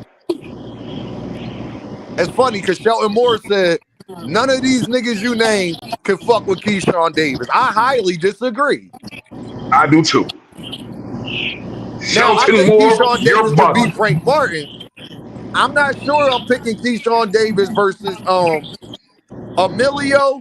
And I ain't sure by the time Scooter Davis get to 140 that I'm picking him to beat Scooter either or Bro, Abdullah. I'm not sure he It can seems beat like Frank Martin. I'm not sure he can beat Frank Martin, bro. nah, he could. I think he could beat Frank Martin. But one thing I is don't see it. with I the don't see Davis that brothers, shit. all you have to do is head off the line, overhand right. They all get caught with the same shot. I don't see that shit, bro. I don't see it. That fight is a 50-50. Tago said he think that Scooter gonna get built up at 135 like Abdullah. Tago, I feel you, bro. Did you see Scooter his last fight? Scooter big as hell, bro. Yeah, that boy, he a big boy, man. He needs to Like go to Scooter 147. big as hell to be at 135, gang. And I think So he was weighed in at Keyshawn. what? At 134 or something. Anytime they start getting close to that 134.5, 134.8, my guy, you're pushing it. Because you got somebody like Gary, y'all, who weigh in at 137, 138 at 140. Yep. Think about it, Dean. Matia's not a small 140 pounder. Neither No. Virgil. Eventually, them guys are gonna move up to welterweight. Yo, Hey, I think Big dudes. on some real shit, I think Matias got gifted that fight against Floyd, man. Yeah, he Floyd was did. putting the beats on that boy Matias, man. His Hey, face told the story, bro. L-Dub said, any update? L-Dub, I've been waiting on you, L-Dub. They said he was supposed to fight Josh Kelly, and now they saying Kelly turned that down today, L-Dub. I've been waiting on you, Brody. You let me know when you hear something else. Or, because I've been hearing the Josh Kelly turned down the offer. There's somebody background, y'all. Go on mute for me, y'all. I don't know who background that is. It's not Enigma. Hold on. Is it me? Is that Blaze? Hold on. Is that no? It's not Blaze because Blaze was muted. Boxing Nerd, is that no? Boxing Nerd. Everybody mute up for me real quick. Okay. Shelton, what up, my guy? Shelton, what up, my guy? I'm trying to find out what strain y'all got out there in Philly, man. What y'all niggas smoking, man? Man, we smoking a little bit of white runts, a little bit of everything. That's what I got right now, though. What's up? Yeah, y'all niggas tripping, man. Something about Emilio Vargas could be Keyshawn Davis. Nigga, get the fuck out of here, man. That dude ain't fought shit. He ain't ready for no Keyshawn. Hey, L-Dub, I'm glad you said that. Hey, L-Dub, you need to go tell your man's KO that, L-Dub. Hey, yo, you forget. I ain't gonna lie to you. I think that motherfucker Emilio Vargas is the closest thing to his motherfucking father, bro. I like any of his brothers. Hey, Shelton, let me tell you this. Shelton, I think that Emilio Vargas is more talented than listening. Go ahead, tell me something. I'm listening. I think Emilio Vargas is more talented. Put his ass in there with somebody instead of a warehouse worker or a forklift driver. No, the last person he fought, the last guy. You wasn't saying that when Keyshawn was fighting truck drivers 3 fights ago. Facts. Yes, I was. Yes, I was. Go back and look at the tape, nigga. Yes, I was. You never know. Hold on. You never know. You never know what any fighter is until they get tested. You beating up on motherfuckers you supposed to beat up? That don't tell me nothing. Hey, Doug, that fight, Emilio last fight, that was supposed to be a step-up fight for him. That dude he was 35 and something. That was supposed to be a step-up fight for him. But he made that nigga look like he made him look like a motherfucking cab driver. Yeah. That dude that he fought with them 20 wins and 3 losses hadn't fought shit either, bro. But Shelton, hold on, Shelton. But Keyshawn fought Pedraza 7 years after Gervonta Davis, my guy. That's not Keyshawn's fault. Yeah, it is. I think Keyshawn, listen. Hey, look, we seen what happened. How was that his fault, bro? How was that his fault? Listen, this is 7 years older than Keyshawn Shelton. Huh? Tank is not 7 years older than Keyshawn. And he brought Pedraza 26.5. back down. He brought him back down to 35 too.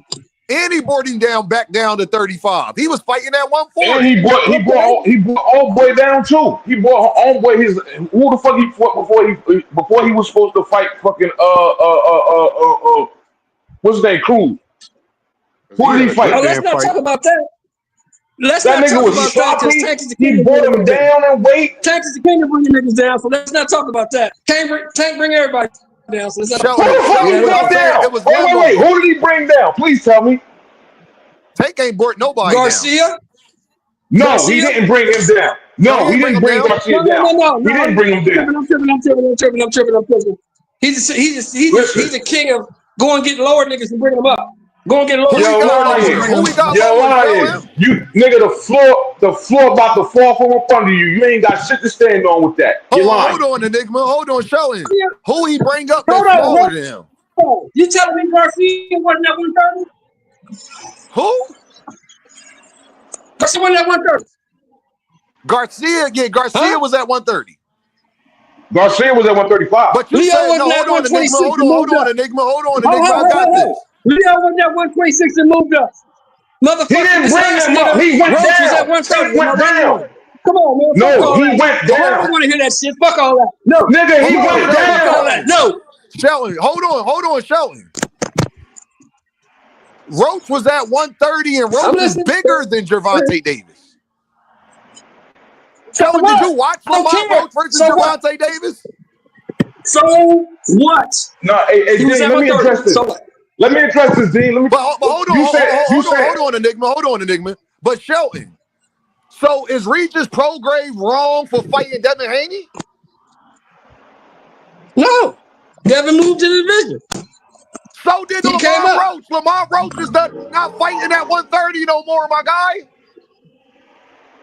He's not fighting at 130 no more since the Tank fight.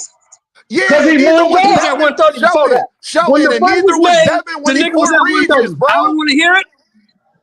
Huh? So are you saying neither was Devin when he fought Regis, my guy? Devin moved up from 135 no, he wasn't. to fight the fight was made. When the fight was made, Devin was at 135. Correct. No, when the fight was made, Devin moved up to 140 to fight Regis. Right. Exactly. The same so thing. Regis the same thing for fighting Devin? I'm asking. Why does this TV keep doing? Hold on. Why does this fucking TV keep doing this shit? Hold on, y'all. Fucking TV, I'm about to throw this motherfucker out the house. That's why I really like to get Stop doing that shit. With guys moving up and moving down, because some of our greatest fighters of all time did the same thing. Shelton, is Brian Norman Jr. wrong for fighting Devin Haney? No, he brought his stupid ass up there, beat him up. So did Lamont Roach, Shelton. So what are you talking about? Lamont Roach was the champion, my guy. Hey, Sheldon. It don't matter if he's the champion. He's still the champion at 130. He still brought him up. That's all I'm saying. Shelton, my God. Hold on, y'all. So Shelton, what you're saying is that Brian Norman Jr. is wrong for fighting Devin.